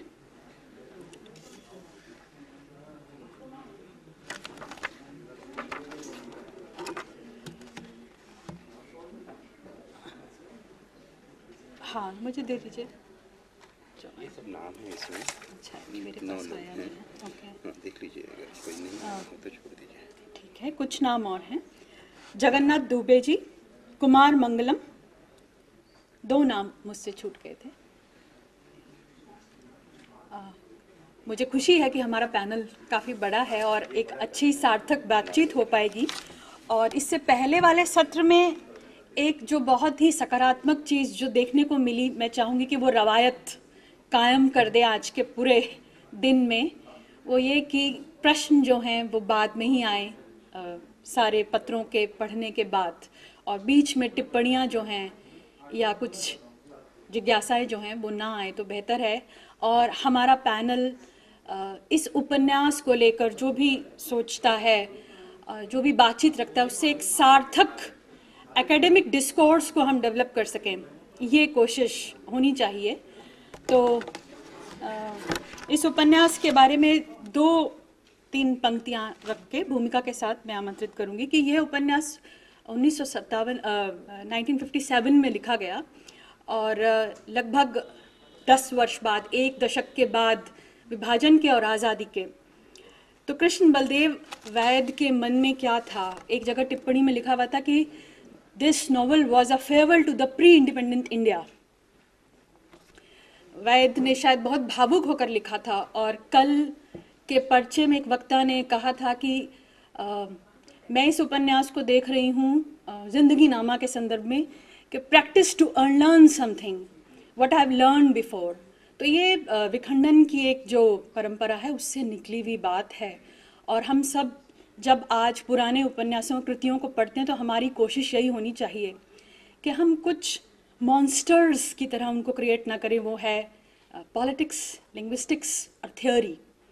इनका होना बहुत ज़रूरी है, ये हमारी मदद के लिए हैं, पर इनके मॉन्स्टर्स थोड़ी देर के लिए दूर रहें और हम उस पाठ को एक रचनात्मक कृति के रूप में पहले पढ़ें, उसमें प्रवेश करें, उसके बाद उसके कुछ वैचारिक निष्कर्ष जो हमें चाहिए वो निकालें। तो इसके साथ ही इस छोटी सी भूमिका के साथ ही मैं अपने पहले वक्ता श्री अरुण सीतांश जी को बुलाना चाहूँगी मंच पर। और समय हमारे लिए भी 10 मिनट का ही है प्रत्येक वक्ता के लिए।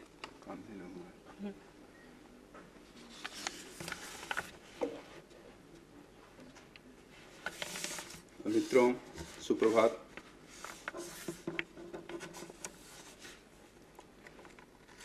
उसका बचपन यह एक कारुणिक कथा है। कथा जीवन का है, जीवन का आख्यान संघर्षों से लदा हुआ है। उसका बचपन उपन्यास हमें दुख से भर दिया। अगर पारो इसमें नहीं होती तो पढ़ता और रोता रहता। दरअसल यह उपन्यास पढ़ते हुए मुझे गांव, खासकर बिहार के गांव याद आने लगे। उपन्यास का नायक ही वीरू है और अंत भी को मैं निकट से जीवन के यथार्थ में देखा। जब ये पुस्तक आ रही थी उस समय हम लोग जमीन पे आ रहे थे, पृथ्वी पर पैदा ले रहे थे, और उस समय की किताब और 2017 में मेरे गांव की घटना बिल्कुल मेल जोल खा रही है। तो ये कितना प्रासंगिक है उसके बारे में। हमारे गांव में जो अभी अरवल जिला है, गया जिला से कट करके अरवल जिला हो गया है, एक बच्चा माँ से पैसे मांग रहा था, 2 रुपए। माँ के पास नहीं थे पिता गोबर ठोक रहे थे। इस बीच वह बच्चा कोठा पर गया और झूला पर बैठकर आत्महत्या कर लिया। दरअसल यह एक हिंसा है, घरेलू हिंसा नहीं है। अगर हमें मॉल या बड़े दुकान में कोई कपड़े लेने हों और पसंद हो और हम नहीं ले पा रहे हों तो यह भी एक प्रकार का हिंसा है। फिर भी वीरू भी इसका शिकार हो जाता है, पर दूसरे तरीके से। इस उपन्यास पर लिखते और कहते हुए मुझे स्थिर होने में 2 सप्ताह लगे। इतने बड़े लेखक पर कुछ नहीं कहना चाहता हूँ कि निर्ममता पर उल्लेखन समाचार का होता रहा है। जब मैं शुरू में पढ़ रहा था तो 10-20 पेज जब पढ़ा मुझे लगा कि समाचार की तरह है। फिर मैं रुक गया और जब आगे बढ़ा तो उसकी गिरफ्त में आ गया और मैं थोड़ा बेचैन हुआ, भावुक हुआ और फिर बातें आगे बढ़ी। जबकि समाचार में भी संवेदनशीलता होनी चाहिए, जो आज नहीं है। अगर कोई घटना बलात्कार की छपती है समाचार पत्रों में तो उसमें संवेदनशीलता नहीं रहती, उत्तेजना होती है। यहाँ संवेदनशीलता इतना सघन है कि हमारा दिल रोता रहा। उसका बचपन में दादी की और माँ का संवाद एक दूसरे के प्रति बदला लेने की रही है। पर एक बच्चे को क्या मालूम, बच्चा तो दादी से बेइंतहा प्यार करता है। वीरू का घर गृह युद्ध का अखाड़ा बना हुआ है। हालांकि वह माँ से भी प्यार करता है, बाबा से प्यार करता है, काका और देवी से भी, असलम दोस्त से भी। वीरू प्यार करने वाला बच्चा है। वीरू की दादी गांव चली जाती है और जब मरने की सूचना आती है तब कथा में एक मोड़ आता है। इस बीच छोटे भाई काका की बीमारी से मृत्यु हो जाती है। माँ गांव से आ जाती है और बाबा शराब के नशे में चूर। माँ का कड़ा भी बेचकर शराब पी जाते हैं। इस बीच पारो संग वीरू की दीदी प्यार की जमीन तैयार कर ली। माँ जानकी को सब पता है, गुस्सा करती है, गाली भी देती है, सारी सूचना जलाल करनी सब बता देती है। हर गांव में बच्चे खेलते हैं, पढ़ते हैं, गली में नाच रहे हैं।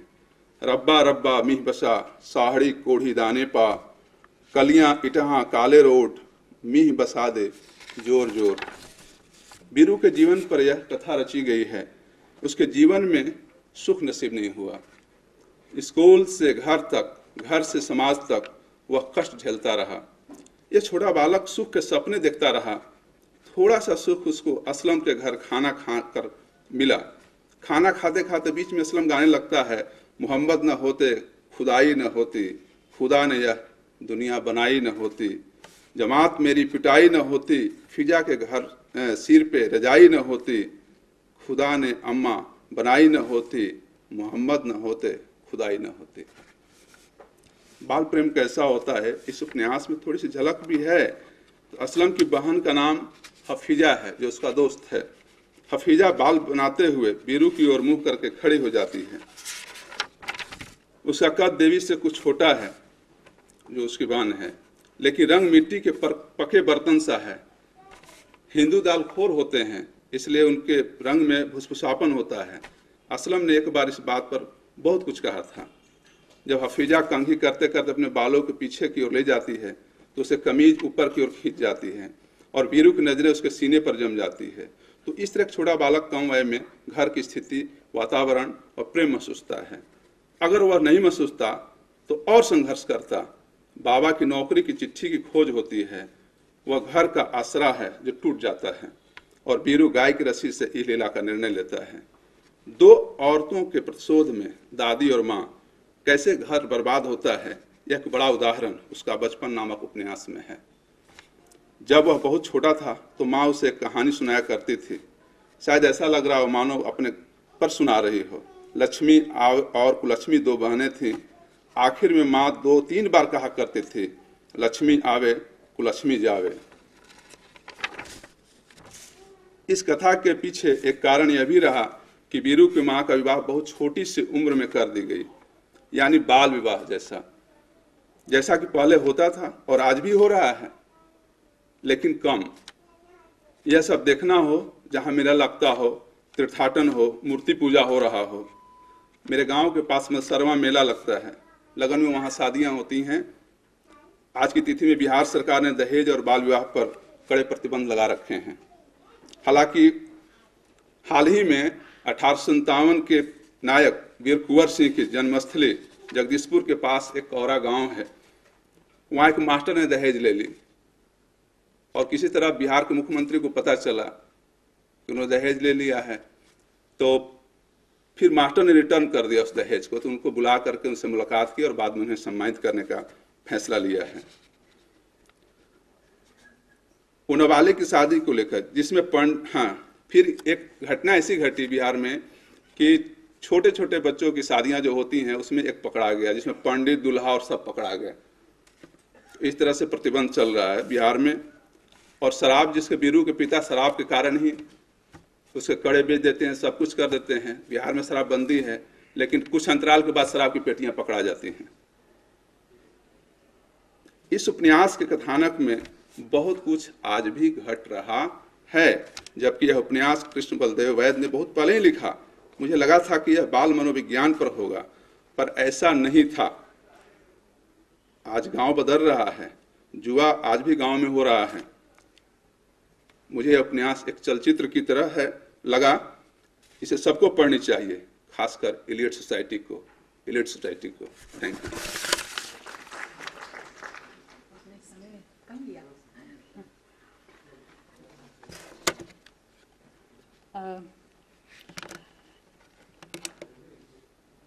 ये कथा एक बच्चे की है। बीरू नामक छोटा सा बच्चा है जो अपनी दादी, अपनी माँ, अपने पिता, अपनी बड़ी बहन देवी और उसकी सहेली पारो, उसकी माँ, उसका एकमात्र दोस्त असलम जो उससे देखने में काफ़ी हट्टा कट्टा है, उसकी बहन हफीज़ा और उसकी बहन एक लड़के को जिसे वो चाहती है, जिसके ना धर्म का पता ना जात का पता, वो है नरेश। और उस नरेश की एक धर्म माँ जिसके बारे में हम ठीक तरह से नहीं जान पाते हैं, वो संदिग्ध सा रखा है। ये सब किरदार हैं इस उपन्यास के।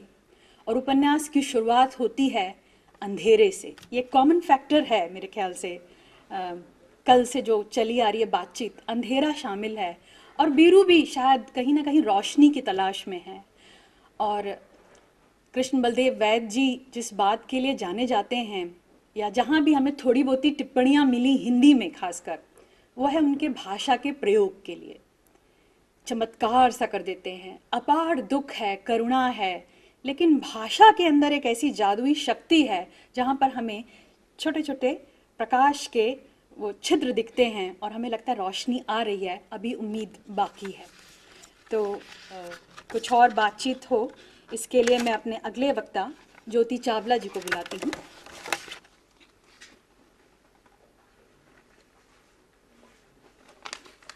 शुक्रिया शिवानी। अरुण चितान जी ने जहाँ बात शुरू की थी मैं वहीं से शुरू करूँगी। इन्होंने कहा कि ये उपन्यास दो स्त्रियों के बीच की लड़ाई का परिणाम भुगत रहे बच्चे का उपन्यास है, जो मुझे लगता है कि शायद ऐसा नहीं है, कि मेरा अपना मानना है। कृष्ण बलदेव वैद्य का ये उपन्यास 1957 में लिखा गया और अगर आप इस उपन्यास को देखें तो उसकी पृष्ठभूमि में कहीं भी ऐसा नहीं है जहाँ उन्होंने कहा हो कि विभाजन की त्रासदी या उससे निकला वो उपन्यास है। हाँ, अपने इंटरव्यू में कहीं कहीं जवाब नहीं नाम का एक साक्षात्कार की उनकी किताब है, उसमें वो जिक्र करते हैं कि जो दृश्य, जो पृष्ठभूमि उन्होंने ली है, जो गली उन्होंने ली है, जो बदबूदार सड़ी और इसमें जो उन्होंने दृश्य बुने हैं, वो खास तौर पर उस जगह के हैं जब पंजाब का विभाजन हुआ था और उनके एक मुस्लिम साथी ने उन्हें जिस कोने में छुपा कर रखा था, उन्हें बचा कर रखा था, उस गली का दृश्य है। सिर्फ वो दृश्य की कल्पना की और उसके साथ उन्होंने कथा में कहीं भी विभाजन को नहीं जोड़ा है। मुझे भी ऐसा लगा ये बाल मनोविज्ञान का उपन्यास है और मैंने इसको बड़े ध्यान से पढ़ा और पढ़ते पढ़ते जो दो चीज़ें साथ साथ मेरे साथ चल रही थी, वो एक आपका बंटी उपन्यास मन्नू भंडारी का और दूसरा आधे अधूरे मोहन राकेश का नाटक। बार बार ऐसा लगता है कि वीरू है, वीरू के साथ जो दुख है, आप शिवानी मुझे टाइम बता दीजिएगा। बार बार ऐसा लगता है वीरू है, वीरू का दुख है और उसके दुख के आसपास एक कथा बुनी गई है, जबकि इस सारी कथा के बीच में जो पात्र बार बार निकल कर जो चिल्लाकर सामने आती है वो जानकी है, जो उस बच्चे की माँ है। और जानकी को जब पढ़ते हैं तो साथ साथ सावित्री आती है, महेंद्रनाथ की पत्नी, आधे अधूरे की मूल चरित्र। जब मैंने आधे अधूरे को पढ़ा था अपने ग्रेजुएशन के समय, तब भी और आज भी जब मैं उसका बार बार पाठ करती हूँ तो मुझे हमेशा से लगता रहा है कि सावित्री के साथ पूरे हिंदी साहित्य के इतिहास में शायद एक अन्याय हुआ है और सावित्री की व्याख्या शायद एक अलग तरीके से की जानी चाहिए थी। वही व्याख्या यहाँ जानकी की होनी चाहिए कि जानकी का जो यहाँ जो चरित्र है, हमें याद रखना होगा ये 1957 में लिखा गया उपन्यास है। हमें ये याद रखना होगा कि ये एक कस्बे में लिखा गया उपन्यास है। हमें ये भी ध्यान रखना होगा कि यहाँ जो जानकी नामक जो पात्रा है वो कोई पढ़ी लिखी शिक्षित नौकरीशुदा महिला नहीं है। वो एक बेहद आम गरीब परिवार की औरत है जिसका चिल्लाना काले धुएं की तरह उनके घर पर छाया रहता है। और बच्चा यहाँ तक कल्पना करता है, जब उसकी दादी खांस रही है, घर में काला धुआं उठ रहा है, तो बच्चा यहाँ तक कल्पना करता है कि काश वो उठकर अपनी माँ की पीठ में लात जड़ दे, उसकी माँ का मुंह चूल्हे में जाकर गिर जाए और वो मर जाए, उससे आग ठंडी हो जाए, दादी का खांसना बंद हो जाए। तो यहाँ मुझे लगता है ये दो स्त्रियों के बीच का युद्ध नहीं है। यहाँ जो दादी का जो चरित्र है वो बेसिकली पितृसत्ता से निकली हुई स्त्री का चरित्र है। हम जानते हैं कि स्त्री जब कोई स्त्री होती है तो वो सिर्फ बायोलॉजिकल स्त्री की हम बात नहीं कर रहे हैं। अगर वो दादी अगर स्त्री है तो उसके सिर्फ बायोलॉजिकल कैरेक्टर की बात नहीं हो रही है, उसकी जो बुनावट है बात उसकी करनी चाहिए। जो दादी है, अगर आप इसको उपन्यास को ध्यान से पढ़ें तो उसमें कई जगह आता है कि वो माँ जब अपने बच्चे को गोद में लेकर जब उसको प्यार कर रही होती है और कहती है, जब बच्चा कल्पना कर रहा है, बड़ा अच्छा दृश्य बुना है कि बच्चा कल्पना कर रहा है कि काश एक राजा रानी जैसा हमारा घर होता, मेरे पिता राजा जैसे होते, मेरी माँ रानी जैसी होती, घर में खुशियाँ होती। और उसके पैरेलल में एक मनहूस संगीत जैसा वो चलता रहता है और माँ बोलती रहती है, मैंने जीवन में कभी कोई खुशी नहीं देखी, मेरी उम्र क्या है अभी, तुम्हारे पिता और तुम्हारी दादी मिलकर मुझे पीटा करते थे। अगर मैं कुछ भी अपने अधिकार की बात करती थी, अगर खुशी की बात करती थी तो मुझे दोनों मिलकर मारते थे और गाली दिया करते थे। तो इस कहानी के अंदर जो दादी का चरित्र है वो पितृसत्ता से उपजा हुआ एक चरित्र है, जो स्त्री होने के बावजूद स्त्री नहीं है। और जो जानकी है वो उसकी पीड़ा, एक स्त्री की पीड़ा है जिसके ऊपर इस उपन्यास पर शायद उस तरह से प्रकाश नहीं डाला गया है जिस तरह से इस पर बात होनी चाहिए थी। अगर आप लोगों को याद हो तो मैंने अपना जो लेख लिखा है जो मैं यहाँ दूंगी, मैंने टाइटल इसमें रखा है सावित्री और जानकी आमने सामने। और मैंने इसको ये भी कहा है कि उसका बचपन पितृसत्तात्मक नज़रिए से निर्मित बाल मनोविज्ञान। अगर आप सावित्री के कैरेक्टर को देखें और मोहन राकेश के आधे अधूरे को देखें तो आधे अधूरे की सावित्री, उसका बचपन की जानकी, आधे अधूरे का महेंद्रनाथ, उसका बचपन का पिता, आधे अधूरे के वो 3 बच्चे जो अलग अलग सेक्सुअल कुंठाओं को झेल रहे हैं या जिस तरह की बेरोजगारी के मनोविज्ञान को झेल रहे हैं, उसी तरह की सेक्सुअल कुंठा आपको इस उपन्यास में देवी के चरित्र में नजर आती है। जो शिवानी ने भी जिक्र किया, नरेश नामक व्यक्ति जिसका कोई अता पता नहीं, कोई व्यक्तित्व नहीं, कोई पर्सनालिटी नहीं, लेकिन वो उसके साथ भाग जाना चाहती है। वो भाग जाना जो अशोक ने आधे अधूरे में अपनी बहन के लिए कहा था कि उसका भाग जाना, अपनी माँ के प्रेमी के साथ उसका भाग जाना प्रेम नहीं था, सिर्फ पलायन था। यही जो देवी है, अगर वो यहाँ नरेश के साथ भागना चाहती है तो वो देवी का प्रेम नहीं है, वो उस परिस्थिति से उसका पलायन है। वो चाहती है कि किसी तरह इस काले गाढ़े धुएं से जो हमेशा उनके परिवार के ऊपर छाया रहता है, उससे वो किसी तरह भाग जाए, बिना अपने भविष्य की, अतीत की, वर्तमान की चिंता किए। वो सिर्फ उस परिस्थिति से भाग जाना चाहती है।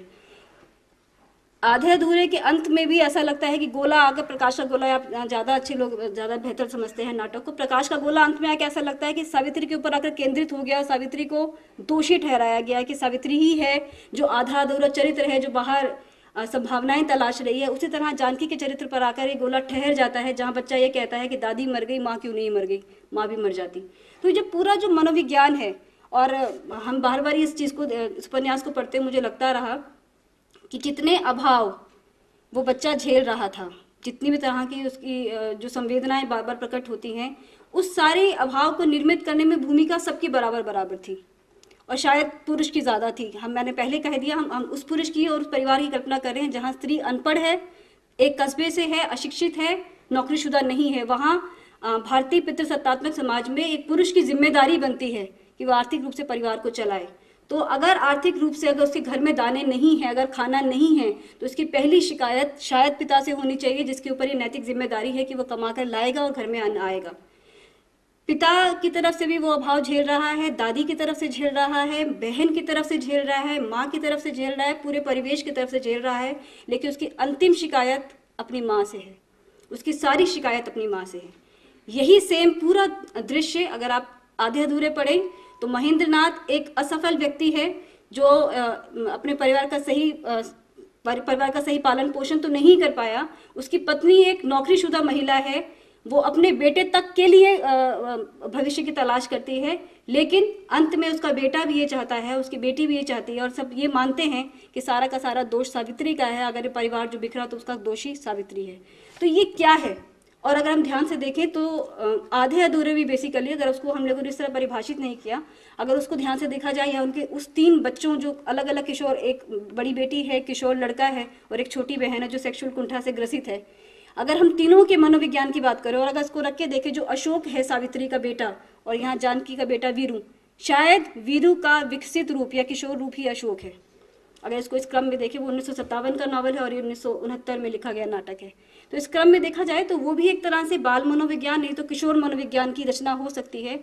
दोनों के निर्माण में एक चीज़ जो मूलतः देखी जा रही है वो ये है कि जो बाल मनोविज्ञान है, ये बाल मनोविज्ञान भी शायद एक तरफ से देखा जाता है, एक तरफ से लिखा जाता है, जहाँ बच्चे, शायद मेरे परिवार में या हम सबके परिवार में हो सकता है, पता नहीं परिस्थितियाँ बदल रही हैं, जहाँ बच्चे ये मानकर चलते हैं कि अगर घर में कोई अभाव है या घर में कुछ बुरा है या घर में कुछ खराब है तो उसकी जिम्मेदारी माँ की है या स्त्री की है। तो ये किसी एक कहानी, किसी एक कविता या किसी एक रचना की बात नहीं है। मुझे लगता है कि ये हमारे लेखक समाज का भी दायित्व बनता है कि हम जब बात करें तो दोनों पक्षों की करें, दोनों के साथ बराबर न्याय करें। और 1957-1969 के परिप्रेक्ष्य में जो अंतर है, प्लस 1957 एक जो गांव या कस्बे में बुनी गई जो कहानी है और 1969 में जो नाटक बुना जा रहा है, जो शहरी मध्यवर्गीय परिवार का नाटक है, जहां स्त्री शिक्षित है, नौकरीशुदा है, लेकिन मान्यताएं उतनी ही जड़ हैं, जहां अंत में दोषी वहां भी स्त्री साबित होती है और यहाँ कस्बे के परिवेश में भी स्त्री साबित होती है। तो ये पितृसत्तात्मक नजरिए से निर्मित बाल मनोविज्ञान का उपन्यास है, ये मेरा मानना है। शुक्रिया।